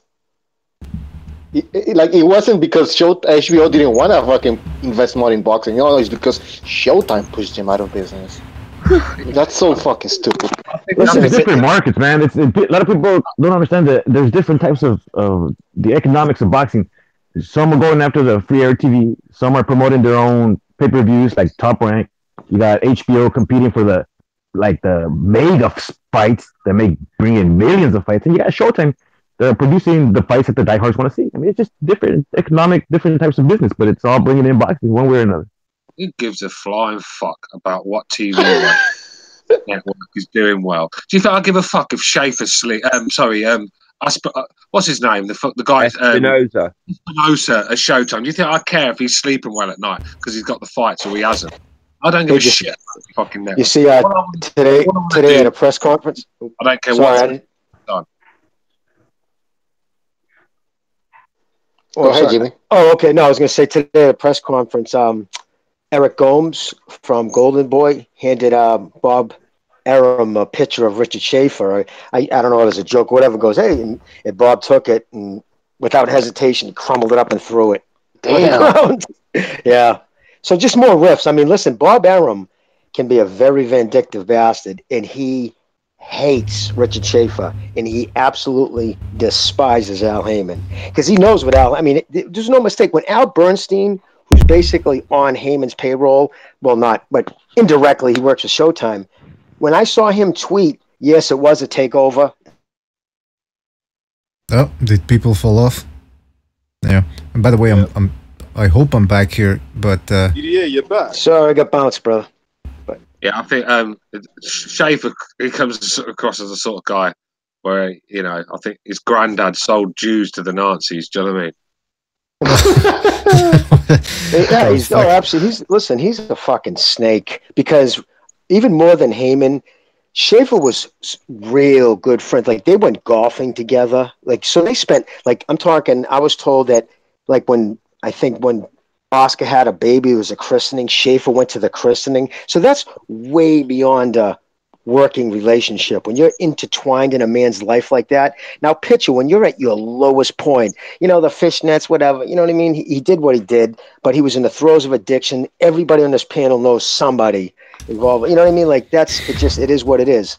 I'm not passing judgment on him, but the fact was he was at the lowest point of his life, and his friend waited for him to be in detox where you're most vulnerable. It's almost like being in jail. You know what I mean? Like, you can't do anything. And then he fucking submarines his company and jumps in bed with Al Heyman. I mean, that's just cutthroat, fucking fuck your best friend's girlfriend type of bullshit right there. Hey, Jamie, you know what? I could predict. I'm going to make a prediction on the Premier Boxing Champions, those 20 deal fights. One of the 10 title fights that's supposedly going to go on is going to be Mikey Garcia versus Errol Spence Jr. Because Mikey is also a Premier Boxing Champion fighter. And they're not going to be, I mean, nothing, I believe Mikey Garcia, because he's a WBC champion, he's still subjected to VADA testing.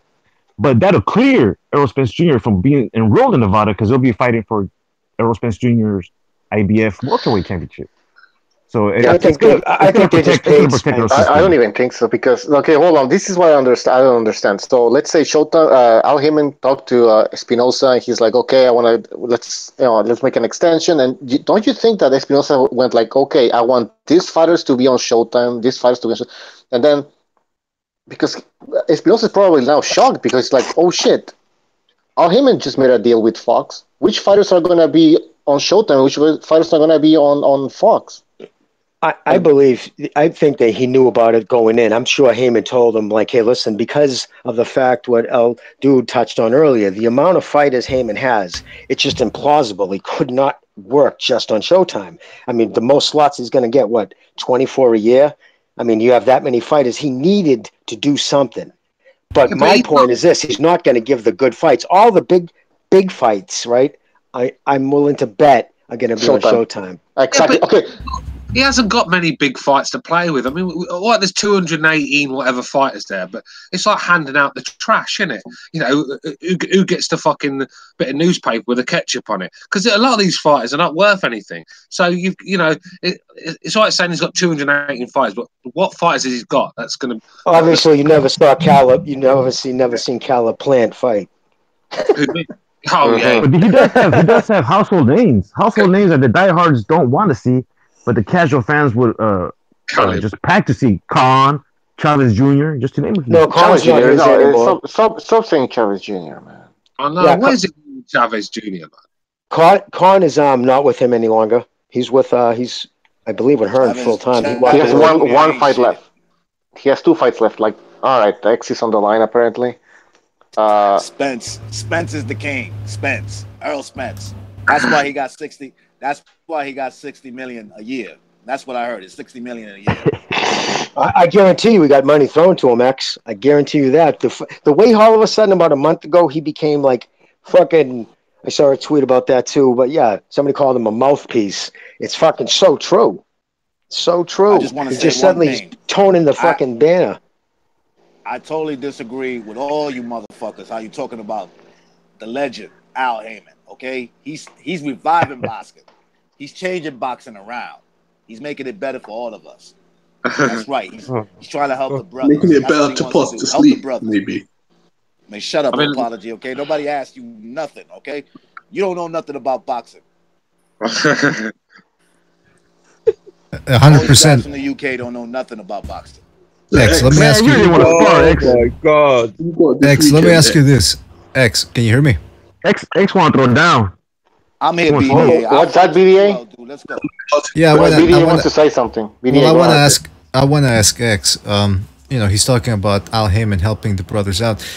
How come certain brothers aren't getting the help they deserve? I'm talking about, Sean Porter was talking bad about it a little bit. Daniel Jacobs also was complaining. Was that? He's a coon. Oh, okay, I see. Well, I mean, that explains it all, right? And Danny Jacobs is a slave. He signed with Eddie Hearn, that fucking slave master. Oh, come on. Everybody knows. Come on, man. Do you know what? I've got to say this, right? You fucking clowns calling Eddie Hearn a slave master. Any of you's got grandparents that actually went through that fucking period of time, they'll fucking tell ya you're a piece of shit, mate. Listen, you're a piece of shit. I'm going to tell you what. So let's be real. About slave shut up, Stu. Shut your mouth for a second. Fucking clown. I want to go after that. What's your time with me, son? Jesus. I told you too. I'll fight you too, Stu. Anytime. Come on. I want to fight Stu. Oh my God. I want to fight that punk. Recognize the Matrix. I want to fight Apology. I want to fight them all. All of you guys. Fucking this guy. Is this guy serious? Is this a fucking serious? I'll tell you what, though. If they are slaves, if them fighters are slaves of Eddie Hearn, they're very happy slaves because they've got big smiles on their faces. Don't they? Yeah, well, they look like they're really enjoying it. Yo, X.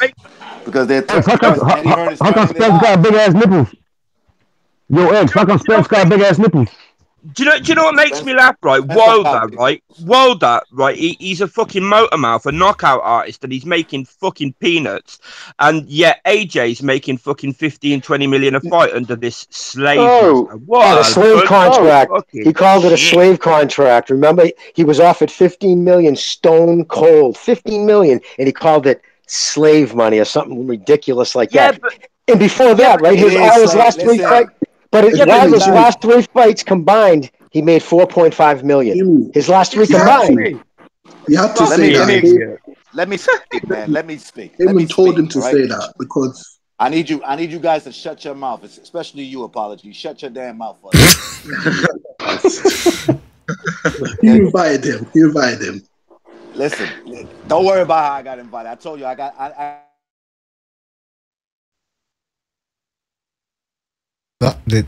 Who fell off? Anybody? Yeah, everybody fell off. I think it's 100% X.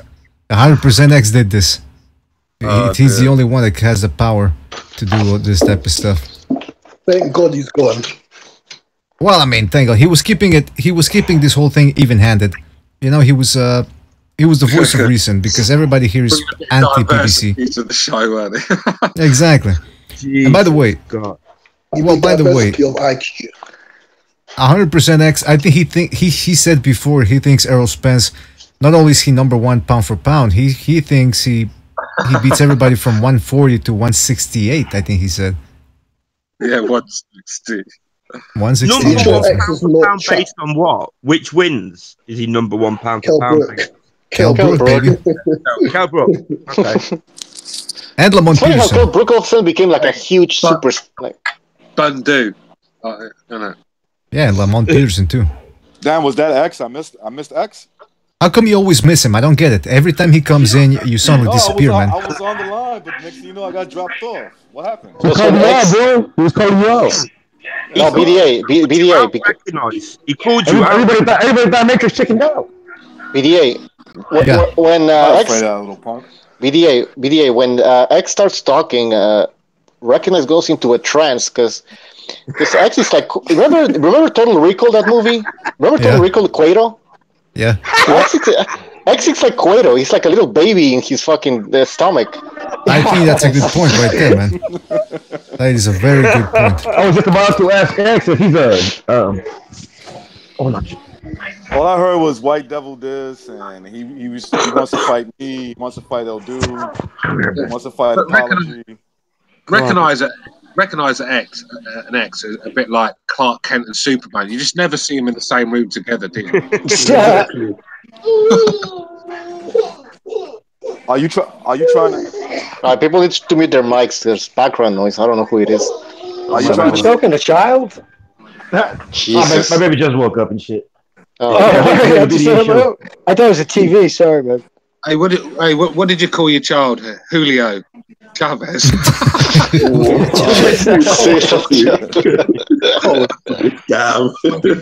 Cesar. Hey, but you know what's fucked up though? He is right, man. In Mexico, like the Canelo Chavez fight was huge because of the name. You know what I mean? That name carries weight with the Mexican people still. Yeah, I can't see how anymore. Exactly. I can't see. That was the last straw. Yeah, exactly. I would think that was the last straw. I got a Jamaican friend that called his son Mayweather. He goes, asked my son Mayweather. I said, please tell me you didn't call him. Is he still your friend? That's his first Mayweather. I don't have a lot to do with him much, no, but I haven't seen him for a while, but he named his son fucking Mayweather. I'm gonna name if I ever have a kid. I said to him, he's gonna be a good runner when he's older. Do you know what I mean? If I ever have a child, I'm gonna call him Mobutu Sese Seko III. That's gonna be his name. I named him Ryan Garcia. Okay, now why do you gotta go there with fucking Ryan Garcia? I mean, come on, leave the guy alone. He's a good kid. He's a good egg. Can I say just one last thing about the PBC and Fox deal? Those 10 championship level fights, I'm pretty sure they're not going to be championship level fights, but that's what Al Heyman told Fox, and Fox doesn't know shit about boxing probably. So then when they heard, championship level fights, oh my God, yeah, why not? Yeah, let's go for it. But exactly, what's the language? What's classified championship level? Anybody ranked in the top 20? You know what I mean? It's just What is that? That's what I mean. He's a slick fuck. He puts things in his fan base lives by just clickbait. They don't actually ever investigate. They don't do any reading. They don't. They just don't.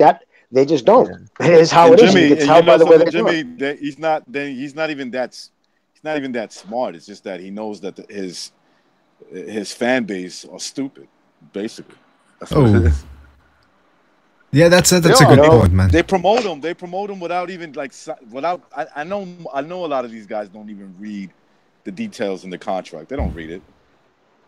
They probably. I mean, look, like Roger Mayweather said a long time ago. Most people don't know shit about boxing, and that goes double for networks. Fox, they've been in the boxing.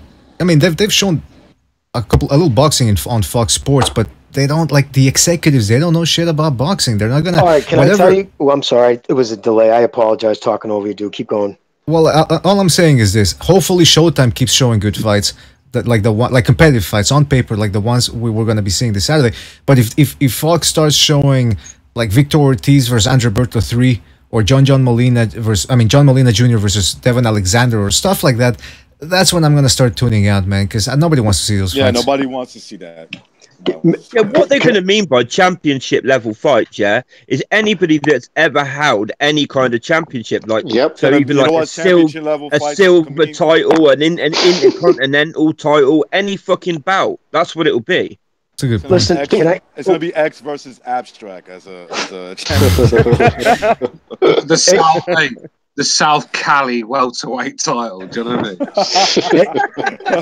mean? Well, do you guys remember, like, a week ago when a couple of shows ago, I mentioned that guy who explained how social media, they changed over and started using social media to, direct their marketing and whatnot.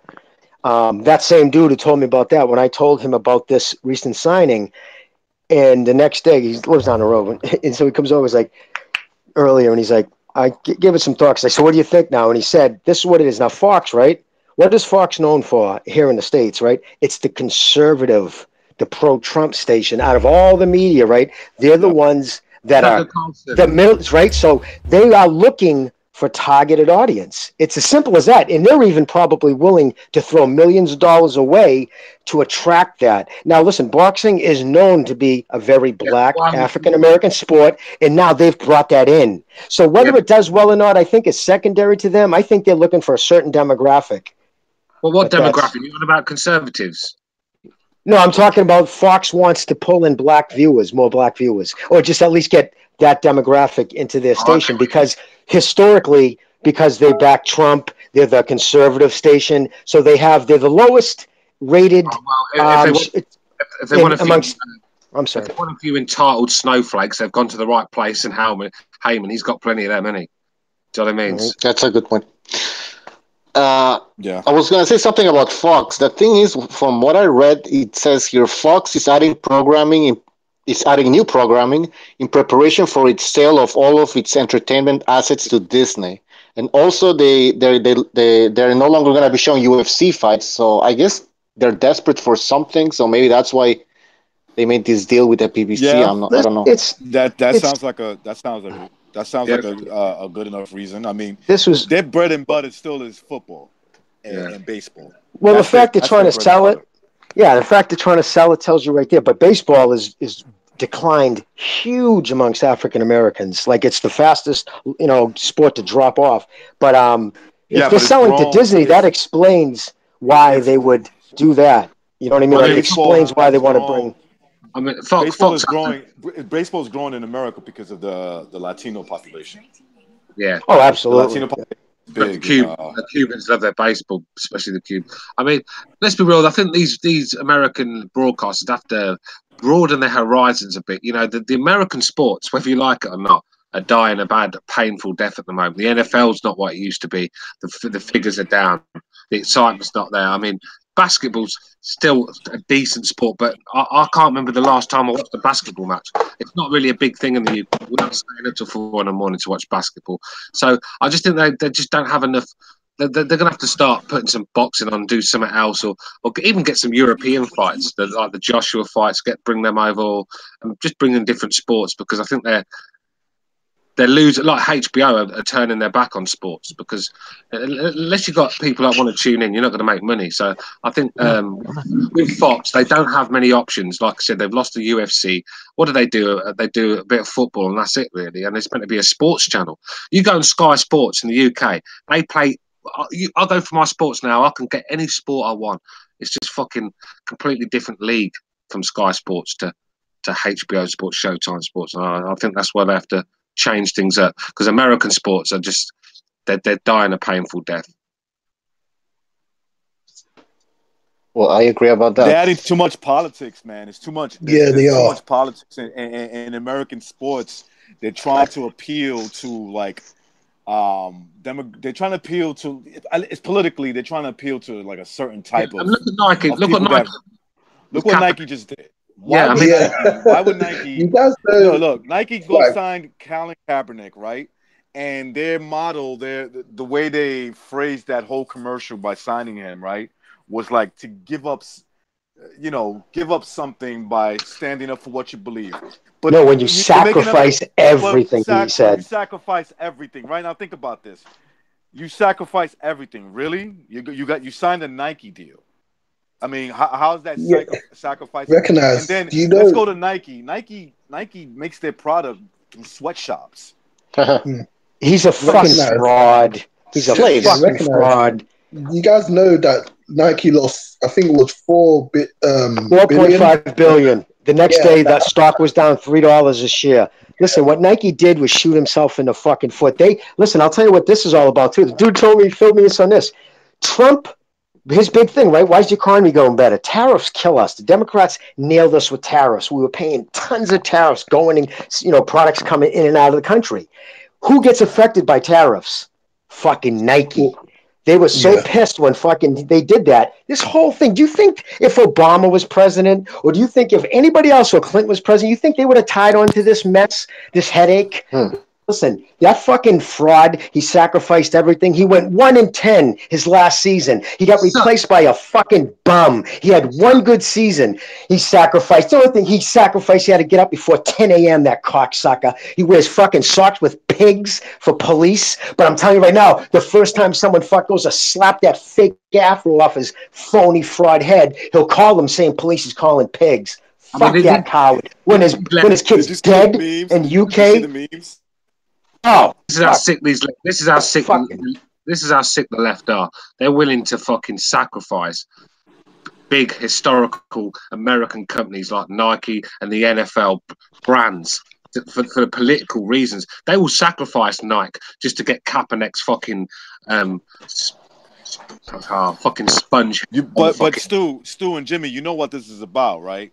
The reason why they're adding sports into it, the reason why they're throwing sports, because they understand that America is attached to its sports. They know this, right? Plus African Americans. What's happening is, Jimmy, but here's what's happening. What's happening is they're losing their viewership, which eventually is going to end up playing into their pockets, right? Last year, the NFL, which is a very popular sport in America, everybody knows that the NFL is the most popular sport and still is, but they had a 13% decline. Okay. Now, what they're saying is, I'm going to say, fuck you to my certain NFL fans, which, by the way, happen to be the ones that spend the most money. And I'm going to cater to politically, because we don't want Trump to win the election again. We don't want that to happen. He wasn't supposed to win the election. That's why they said that he had a 2%. The media was always telling us he has a 2% chance of winning, right? Or 2 to 5% chance of winning.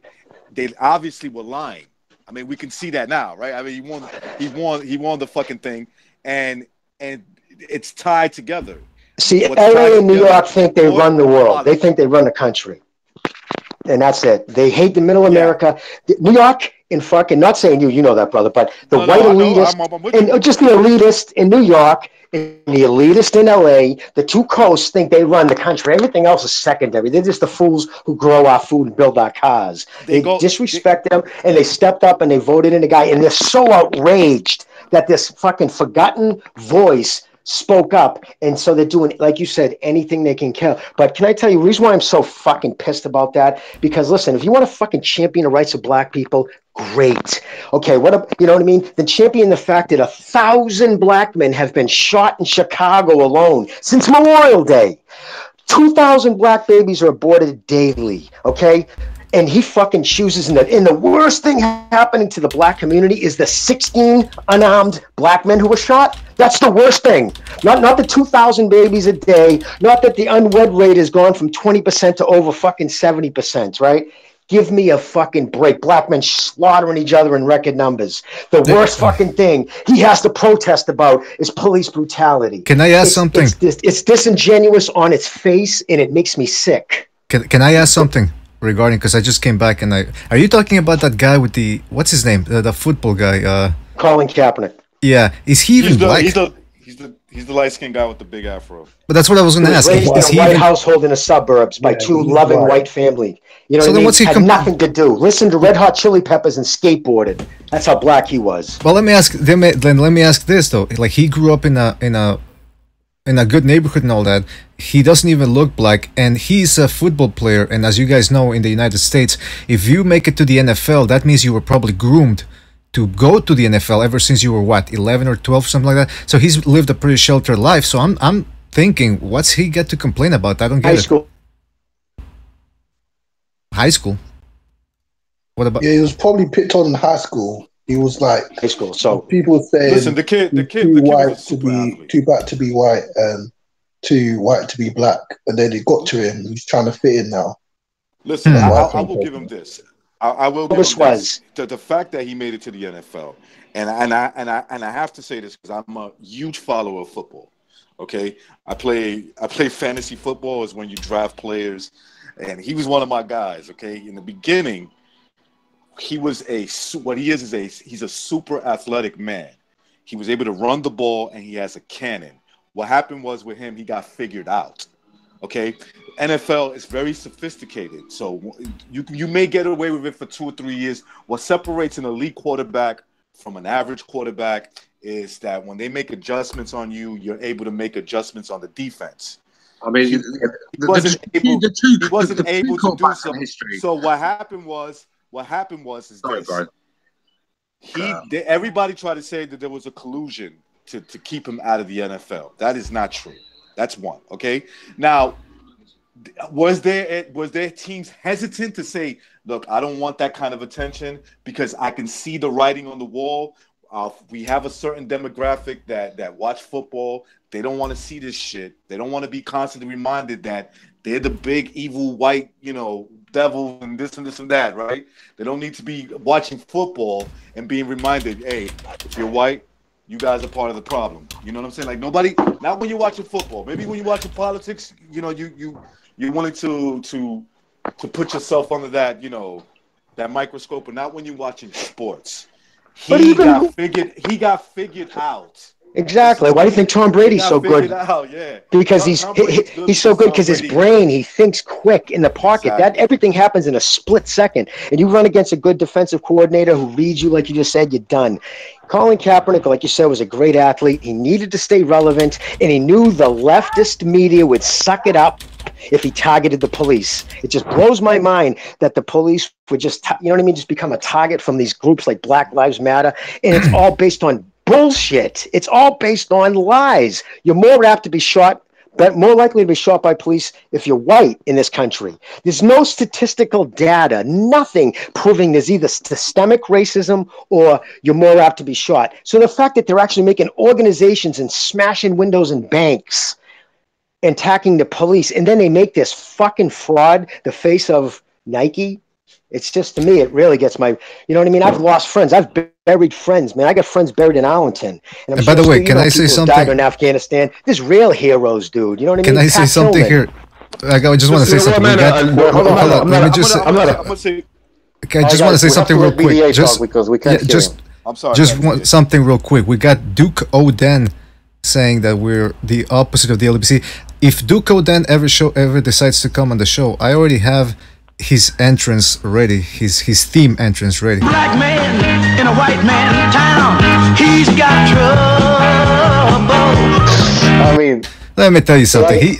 Yeah, exactly. We're the opposite. Why? Because we speak facts. See, that's another thing. He's accustomed to. They don't want to hear the truth. They don't want to say, because again, it's easy if you attack a boogeyman. Like, right? There's a great malevolent white supremacist fucking subculture that aims to keep minorities down and keep us white guys, successful. I didn't get the memo. It's bullshit. And it's easy to, because if it doesn't really happen, it's easy to attack a boogeyman. You can't actually fix that problem because that problem doesn't exist. Instead, it's victimhood. And when it's being shoved down their throat by the media and by everybody, unfortunately, these kids believe it. And if anybody speaks out against it, and there's educated black men speaking out and saying the exact same things we are. But when they do it, they're fucking cucks, coons, or house niggas. Well, let's go back, and I'm gonna let Recognize say what you want to say after. But I just want to say, like, who cares what Nike does? Because let's remember, 8 years ago, when who just subscribed?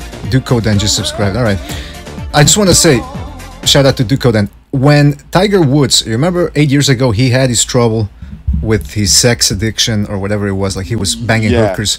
He got caught cheating on his wife, Right, which to me, hey, you do what you gotta do, right? It is what it is. Yeah, and Nike dropped him as one of their sponsors. Yeah.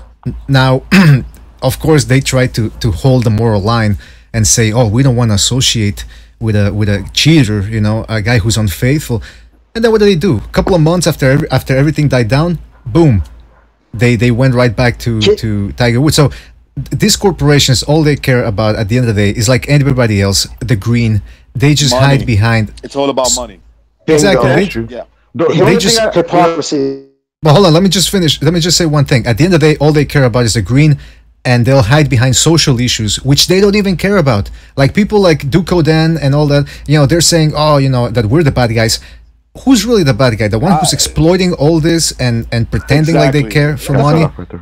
I mean, those guys are... BDA. Like, look, who's the bad guy? Some guy lying to you to get your money, to get your support, telling you that your problems, the reason why you live in a fucked up neighborhood is because somebody's trying to keep you down. No, you live in a fucked up neighborhood because you are not doing the right thing in your life. Okay? You shut them up right when you say that. Look, facts shown in America. This is a fact. And this is why I say it's factual, because it goes through racial lines. Okay? The fact shows that over 80%, close to 90% of people who are in prison, white, black, or Hispanic, came from single parent homes. The mother, okay, going into the 90s, it's over 80%. Okay, it's in the 80 percentile that most criminals that are in prison, and this is through racial lines. This is through white, black, Hispanic, and whatever group you want to go through. Okay, those are the ones that end up going to prison. Black people happen to have the highest percentage of kids that are born into this. There's not even another race. There's not even another race close, actually. So there's no other race close. So they don't want to explore the possibility that the reason why they're going to prison so much is because they're being born into a single parent home where the father's not involved. Rinse, repeat. It can't be that. It can't be that. No, it can't be that. You know what I'm saying? Anybody comes out, you're being racist, just say this to them. Can answer me, why does 6% of the U.S. population commit over 50% of its homicides? Let that sink in. If you took 6% of your population out, your homicide rate would drop by 50%. That is shocking. And the fact that well, that doesn't matter. No, man, it's the we're being held down. Listen, I understand, and I understand that it's the Democrats. It's a rinse and repeat, the same cycle of poverty. They fucking married to the state. They pay them to be in single family homes, but like you just touched, dude, you 100% on the mark. It all comes into the Judeo-Christian values are gone, and this is what you got. And then they give him a built-in A guy excuse. called Ben Shapiro, and he used to listen to a guy called Ben Shapiro. Yeah, I know who he is. Yeah. I got him tattooed on my chest. He says the exact same thing. I think he's fucking awesome, man. I agree with what a is lot this, of what what is he this says. Nike business with Kaepernick all about? I mean, you can see the advertisement now, innit? You want to get at the white man, or buy the new Nike Air Jordans. I mean, what is their fucking plan with all this? Do you know what I mean? I just don't get it. Nike. Trump won, and everybody went crazy. The left went crazy. Trump won, and not only the left. Not even the left, not just the left, the neocons too. The on the right, they don't want him either. But they don't want him because how are they going to get money by supporting Kaepernick? I mean, they're going to bring. I think there's going to be a Nike Air Kaepernick coming out. I mean, are you really going to buy that? They dropped 3% on the moment he signed. They dropped 3%. Yeah, the stock lost $3, so they lost. They were like $82. The stock. Do you know what? Well, sorry, brother, to delay again. I'm sorry. Signing. But you know what the TV partners, Fox, ESPN, and I forget the other one, the three of them, right? They have the NFL deal, and they have projected budgets every year. Just because he kneeled, he took this back in 2016, those 16 unarmed men. Yep, that was the fucking biggest problem. But anyways, they lost $600 million in projected value. They lost it off. That's what they missed their budget by $600 million because of viewership dropped by 20%. So that fucking clown is also destroyed fucking the NFL. And I'm telling you, like Stu said, this is going to be years if ever they ever get back to the same height they were. And you want to know something? It's not just that. He's gonna. He can't hear you. Yeah. I mean, let's be real. Nike have really gone down with their standards. I used to wear Nike all the time. The original Jordans, when Jordan was playing, they were the ones. I had a pair of them, the black, pure black with the red stripe, beautiful Jordans. But I think Nike have gone down a bit, especially their tracksuits. I mean, don't get me wrong, they're still a good brand, but I think there's other brands out there that you don't really need Nike in your life. And I can see a lot of people going down. Adidas. Well, Adidas, for me, I prefer Adidas, but Adidas is getting a bit chavvy. It's getting a bit chavvy now at the moment. You see a lot of chavs in England walking around with Adidas tracksuits and just puts you off because they're low lifes. So, yeah, there's other brands. I mean, I wear Hugo Boss and things like that when I wear tracksuits and Eva suit. And Lacoste. Lacoste. Well, let me just say something just to round everything up. As a black man living in Canada, I have it pretty good over here. Let me tell you something. Canada, all the black Americans, if you really have it that hard in the United States, come on over to Canada. My man Justin Trudeau, he'll take care of you, and he'll wipe the slate clean. Let me tell you that much right now. He'll take care of you. All right. BDA with the white man's money. Well, hey, you do what you gotta do. Get that paper. Just letting everybody knows this. You gotta get that paper, son. Mounties to kick your door in. There's this guy in England, right, and he fucking hates white people. He does videos. The irony and hypocrisy of this guy, there's just no limit. And he'll sit there and he'll talk about the system. Oh, black people have to get out of the system. We don't have to rely on them for anything. Don't have your kids at these schools. Don't do this. Don't do that. Keep away. Build our own communities. And then I only find out that this guy is on housing benefits, which is welfare. And he's got a council flat. So the government have given him his flat and they pay for him to live there. Yeah, he's sitting there on the streets telling everyone to get away from the system. Don't need the white man for nothing. Yeah, he's living in a fucking council flat. He's jealous. He sees other people around him, especially black people, succeeding, and he doesn't want anyone else to. He said any black person that was a copper or a judge or a doctor who worked with it, that they're not real black people to him. And I mean, I think, why would you want to? This guy from the UK, I'm not going to mention none of you guys are going to know. He's a nobody, but I just watch a couple of his videos because it gives me jokes. But some of the things he comes out, he just doesn't use his brain properly. You know, he's sitting there telling black people to keep away from the system, yet he's stuck right in the middle of the system because they've given him his home and they're paying for it, paying for his bills, everything. So he's surviving through the system. So it's just people like that make me sick to my stomach. All right, now let me ask you this. I'll be. Yeah, I just want to ask one, like moving on a little bit from before we end, because I want to get to this. Who's gonna watch Jose Ramirez versus Antonio Orozco? Who's looking forward to that one? Oh, come on. Are you kidding me? I want to see that fight, but at the same time with Sean Porter versus Danny Garcia, that's the only problem with that fight. You are a boxing nut, dude. I got to give you there, dude. You watch everything, huh? Anything to do with fighting? Well, now let me tell you this, man. I usually do.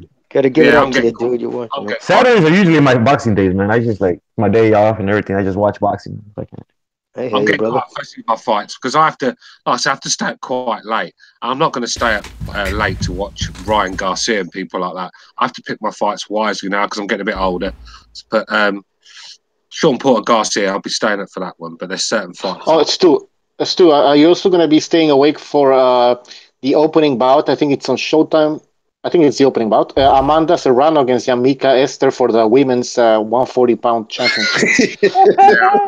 She's hot though, man, but she's making history. She could be the first 6th division women champion. That was the first. That was the first one penciled in the diary. Do you know what I mean? Fuck's sake. Yeah. Before you close, can I ask you all you guys' opinion on something? You see this Wilder Fury thing, yeah? The fact that it ain't been announced. I mean, I don't want to blow my own trumpet, but I did say it wouldn't happen when it was first announced. Yeah. Yes, you did.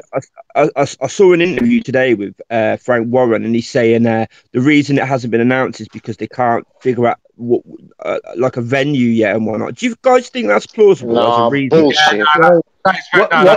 Wouldn't that be in the fucking contract? No, that's very. I heard Tyson agreed to. I heard Tyson signed it, but it's Wilder who hasn't signed it yet. I think that could be plausible because of the fact that it's they want to do a pay-per-view, and that means they're looking for big site fees. And see what's happening. You're looking for big site fees, and nobody wants to pay the big site fees. No, it's definitely plausible. What happens all the time. I think because the fight's in Vegas, it's between the casinos who gets that fight, and I think they'll all be going in for it. I don't buy the fact that none of the casinos are going to want this fight because it is still quite a big fight. So no, I just don't think they're probably maybe offering what maybe they're expecting. You know what I'm saying? Especially this close to, because historically speaking, when you follow a pay-per-view by another pay-per-view too close, mega fights following mega fights don't usually work out too well for the second. So if they're going after Canelo and Triple G, within a month, that historically doesn't do well. So that could have something to do with it too. I don't know. Again, they also got that Errol Spence Jr. and Mikey Garcia threatening the whole situation as well.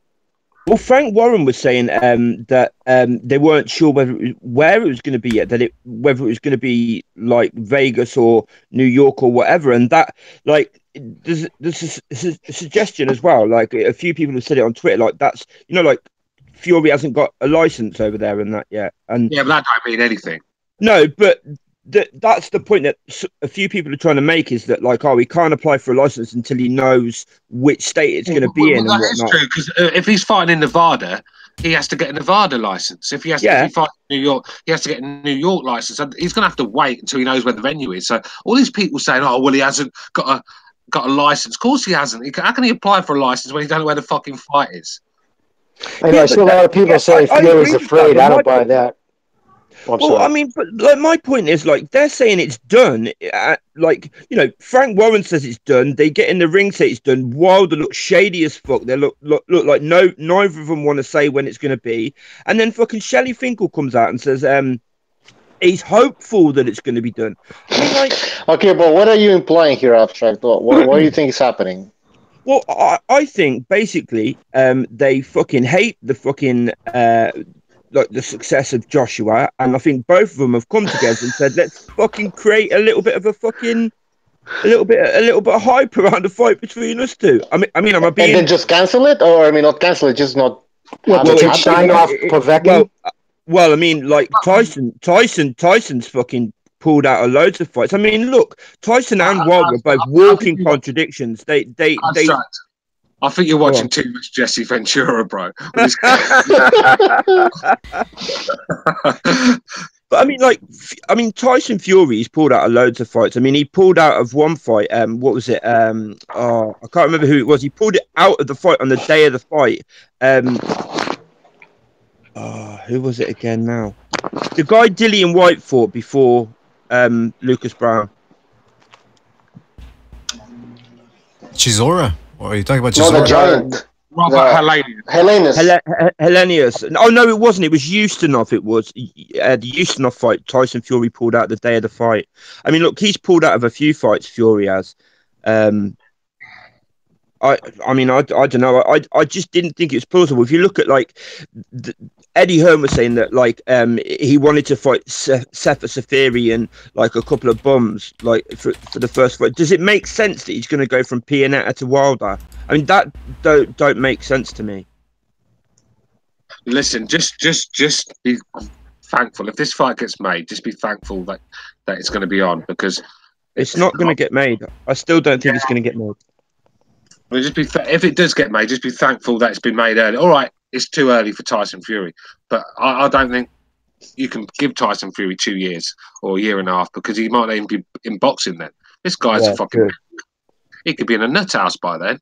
Do you know what I mean? So that's true. But I mean, look, the other thing is as well, right? He's turned down quite decent paydays against Bellew and White. If you won't fight Bellew or White, why all of a sudden you're going to fight? Well, was he in a bad place then? Though was he messed up? You know what I mean? In drugs when he turned down those fights. No, this is in the last few months. Oh, okay. Because when people in the last few months, people say he's ducking Bellew, I mean, the guy. I don't see ducking Bellew to fight Wilder a duck. I just think, how can you duck Bellew when you're fighting Wilder? I think Tyson Fury's been forced into fighting Wilder because Anthony Joshua wouldn't do it. And I think he's trying to make Joshua look small. And the best way to make Joshua look small is go to America and beat the guy that Joshua didn't want to fight. And I think that's what it's all about. Ego to get one over Anthony Joshua, and he's willing to put his fucking chin on the line to do it, isn't he? Let's be real. And he's going to get paid.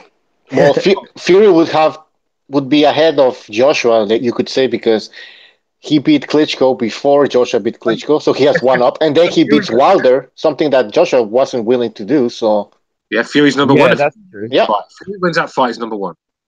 Whoa, definitely. I don't know, just based on Pianetta and based on what he's been saying and stuff. I think it's an unusual move. Now, when's this fight supposed to take place? Did they say, was there a time? November. They said October, then they said November. So that's 2 months away for a pay-per-view? That's odd. I'm just saying that's odd. The later the better for Tyson Fury. I think he needs it around December. He needs to get some good sparring, because right now he's going to get magically injured, or somebody's going to fail a test, or some shit's going to happen, and it's not going to be, and it's just going to be completely pulled off. If he pulls out this fight, I don't want to hear his name again. I don't. I'm surprised that you guys think that if Tyson Fury beats Wilder, he becomes the #1 heavyweight. I mean, oh, absolutely. But Joshua's got. Joshua's got the Klitschko win. He's got the Takam win. Anyway. He's got Tyson Fury belts anyway that he got. No, come on, you can't say that. Look, Tyson Fury pulled out of Klitschko, the fight, and then fucked off for 2 years. How long do you have to fuck off for before they're not your belts anymore? Come on. When you're talking about who's the #1, you've got to look at it like they were his belts. Yes, they're Joshua's now. I'm not taking that away from Joshua. The fact is, no one took them belts off Tyson Fury. So, although they're not Fury's belts, a lot of people are going to say, well, he beat Wilder. He's the lineal champion. He beat a better Klitschko before Joshua did. He's got a win against Wilder in America. Nobody's taking his belts. Yeah, nobody's taking his belts. I agree with that. I think if you beat Wilder, people probably will say that, and there's a strong argument for it. What I don't agree with is this whole like, oh, you know, like they're Wilder's, they're Fury's belts, and he never gave them up in the ring. No, he gave them up on the couch, sitting eating pies. That's where he gave them up, and sniffing coke. I mean, I agree with you. We have to say something. Steven Schneider, thank you for the contribution. And Schneider says, Fish-Eye Frank Warren cashing out on Fury.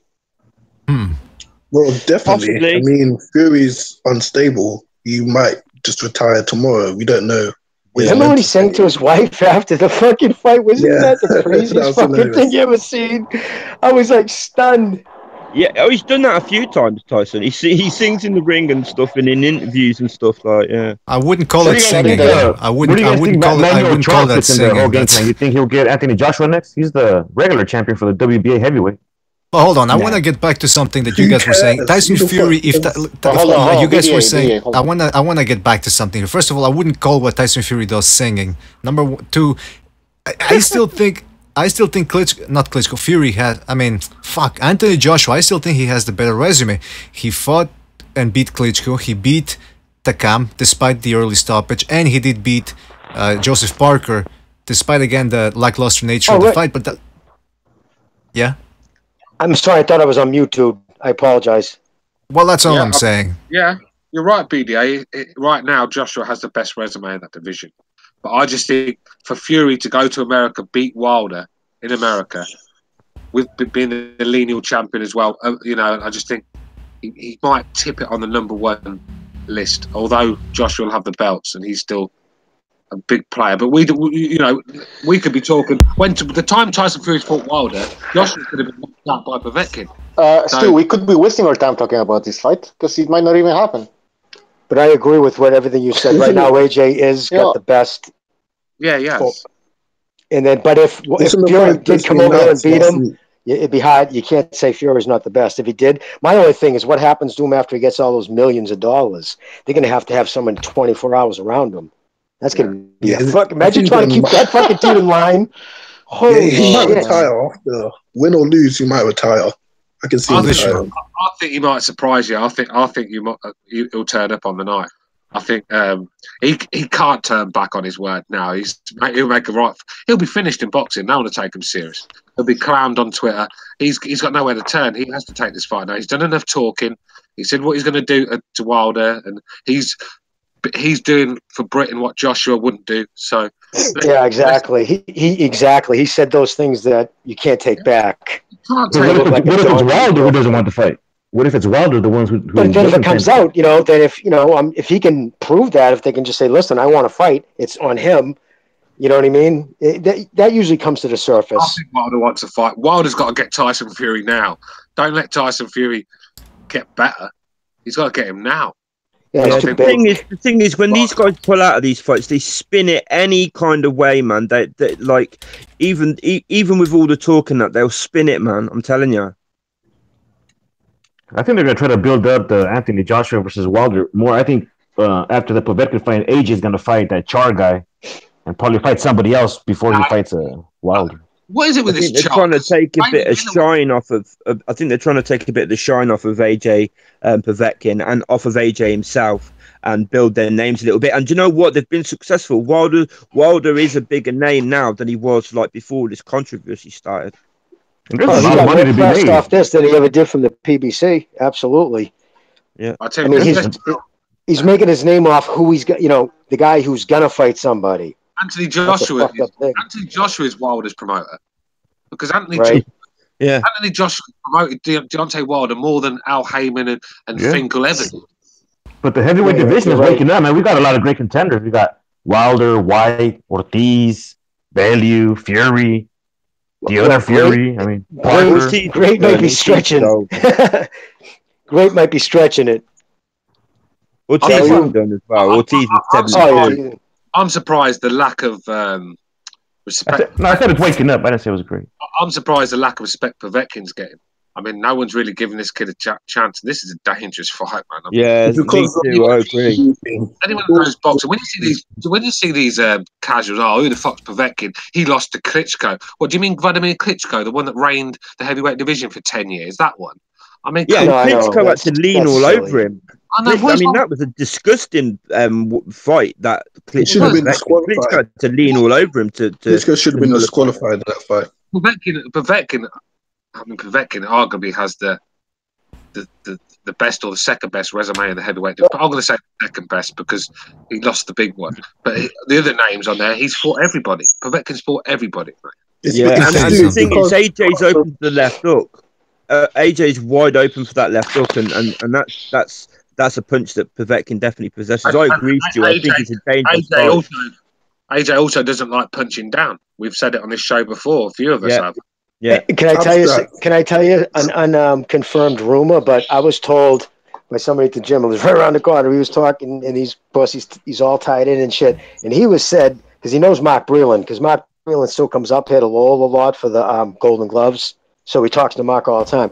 And from what he's telling me, everybody's afraid of this kid Effie. That kid that Hunter walked out of the ring.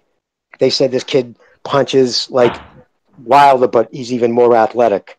And that's, reason why Schaefer probably wants to pump him up even quicker. But I think Wilder wants to hurry up and get all this shit done. I don't think he wants to take on that kid Effie. that Nigerian. Said that kid's a beast. And Wow, who that does he wouldn't fight surprise for? me. The Magic Muscle and Yeah, imagine down him. in Shields. Yeah, but we have Imagine to see. There's that guy another coming fight up that. in the Oh, go ahead, heavyweight bro. I division. was going to talk about another fight. That was there. I was just going to quickly say we have to see where this guy is when he fights someone decent. I mean, there's a lot of fighters that look beasts when they're knocking down bums. Oh no, I know. I'm just going by Shields isn't a shit talker. No matter what anybody thinks, you know what I mean. He doesn't talk shit. For him to say that he's held pads for everybody. He's like he's never felt power like this, and I believe it. If you look at the kid, right? He looks like That a guy's a statue. beast, man. You know what I'm saying? And he is athletic. You see that knockout, the one before Long? Oh my God, he's got quick hands. So I think it's like, and I'm with you, dude. I'm a cynical prick, Stu. I'm just like you, right? Everything you got to prove that. I do think, but just watching video on this kid, he might be legit. Jimmy, I've seen so many big guys I can hit. Exactly. That's all. David Price is a prime example of it. Thank you. Yep. They get schooled when they're in there with the Jimmy, Jimmy, do you have any update on the what's that guy's name? The guy you were just talking about. Harper. Yeah, Harper. There's nothing been filed. There's nothing been filed in Minnesota. Okay. I know Schaefer came out. You know, he did like 11 out of a tweet. Harper didn't get paid. He didn't even actually try to get paid because what it was electronic. He was pissed they didn't get a hard copy. That's what it came down to. He was sitting in the ring, he said, and he thought about it, and he didn't get his hard copy because what it was, nowadays everything's done through electronic. Well, that's the way Heyman does it. So when you sign a fight for him, you do it on a laptop. You sign it, you know, the little fucking S stick, and you sign your name to it. He didn't like they didn't have a hard copy. He felt they were going to change things, and he couldn't, you know, which is ridiculous, his electronic footprint. But he was getting $6,000 for the fight, which wasn't much. Actually, his corner people are suing him in the event for $7,900. That's what it cost them for airfare, hotel, food, you know, that kind of stuff. So that's what I hear so far. But again, it got on just their tweet alone. It was the most tweeted thing ever by PBC. It had over 3 million views. That's more than any fight they ever had on TV. The highest viewed fight I think on TV was 1.4 million to Thurman Garcia. Think about that. You know what I mean? This thing that tweet got 3 million views. So how much is the guy getting paid again, brother? $6,000. And they're suing him for $7,000. That's kind of fucked up. Well, his corner is because they, you know, airfare. Because I told you, remember when I said before, guys, when you get that check, you think, wow, like say they're getting $6 million, they lose 50% capital. Now it's 3. Out of that 3, you pay a lot of people, and the corner gets a percentage. So if you're paying your corner people 20% of your purse. That's usually the standard thing, 20%. Then you're paying for the towels, the hotels. If they're bringing their girlfriend, you're feeding them motherfuckers. You know what I'm saying? That's crazy, brother, because if that's true, that means that Harper was paying out of his pocket to fight in that particular fight. Yeah, that was his corner. You know, his corner was in. I don't know why they. I think, but that's double indemnity. I think they're adding double, so it costs them out of their pocket whatever half of $7,900. All right, who's taking a piss in the background? Somebody's taking a piss. Yeah, somebody's taking a piss in the background. I heard somebody taking a piss. Oh, that was me. I just turned the water on. I'm sorry. I put the water in for my dog's bowl. Is that what you call pissing now? Have you guys heard of the fight, Terrence Crawford? It's made with Jose Benavidez. Is it confirmed or not? Because I heard about that it was done, but I haven't heard anything official. Yeah, it's done. I wrote it down October 3rd, I think. Yeah, he's gonna school Benavidez, man. He's gonna school him. He's gonna wipe the floor, that guy, man. Yeah, Benavidez. Sorry, October 13th. Yeah, Benavidez couldn't even get past what's his name, Herrera. He's the guy that lost to Herrera, right? What are they fighting at? Is he the guy that lost to Herrera? Jesus Christ, I can't get a fucking. Is he the guy that lost to Herrera, or that should have lost, Benavidez? Yeah, he is. Okay, then he's gonna get fucking murdered. He's gonna get murdered. Yeah. All right, listen, guys, we gotta end the show. We got stuff to do, but thank you guys for joining. As always, appreciate your fucking input. We're gonna do a show on Sunday post fight, and we're gonna get. Oh, by the way, we got everyone's prediction, right, Pucho, including Jimmy and yeah, and we got Aldude's prediction as well. Yep. All right, fantastic. So we're gonna come back on Sunday, and we're gonna see which one of you motherfuckers got it right, and whoever got it. I want to apologize if that was just me who just talked over you, BDA. I apologize. Don't worry about it. Don't worry about it. That. No, it's the mic. Okay, there's some issues. Well, don't worry about it. But listen, the point is this: whoever gets a wrong prediction here, you're getting suspended from the show for 20 days. That's what Bucho said. Bucho said, listen, I we wish you gotta... would have told me that before I made my decision. No, I'm kidding. Did you just do that because you want me to call in? Just say, dude, fuck off. If that's the case, Cameron should be on a 6-month contract. Come on, man. Why you gotta go there? Why you gotta go there? All right, so recognize. I think he dropped off a long time ago, but BDA, what about boxing styles? 1 year ban. Yeah, he should get a. Didn't he pick Martirosyan to beat yeah, Golovkin? he picked Martirosyan. My God. All right, guys, just a real quick reminder. Don't forget to check out. You were talking about Vladimir Klitschko. Check out our Vladimir Klitschko was boring video that we made a couple of weeks ago. People were telling me there were actually some people trying to convince me that Vladimir Klitschko was actually entertaining, and the logic behind their argument was that, well, 50,000 people paid to watch him fight. Well, let me ask you this: how many people paid to watch Floyd Mayweather fight live? Did that make him entertaining? Look, we're probably gonna have to add some video just to really highlight how boring Vladimir Klitschko was, and I'm glad we're not living through that era anymore. By the way, great Was that? video. All your videos are awesome. I have to say that all the time, dude. I never miss them. And there's statistical facts to back up what you're saying. HBO wanted to get rid of him. No networks want. And listen, it was known. He brought the fucking heavyweight division down from his style. It is what it is. But Jimmy, he's white, no? He was born as all outdoors, man. But he was white. No, but why would he be doing that to a white fighter, though? Because white fighters get privilege and you know. Right, exactly. Yeah, bizarre. Yeah, you hit it. He must have had some black. He must have had black blood in him or something. All right, guys. Well, listen. I'll see you guys in about 25 days or so. Well, what'd you say? 20 days. I'm kidding. Jeez. All right. By the way, also don't forget to check out the Canelo vs Triple G playlist that we've got there. You can watch the videos that we did last year for the preview of Canelo Triple G, the first fight. Maybe some of that's still relevant for the second fight. Don't forget to use our Amazon affiliate links whenever you see a video that we use to promote. Because they won't ask, guys, if you're on Twitter, retweet BDA's.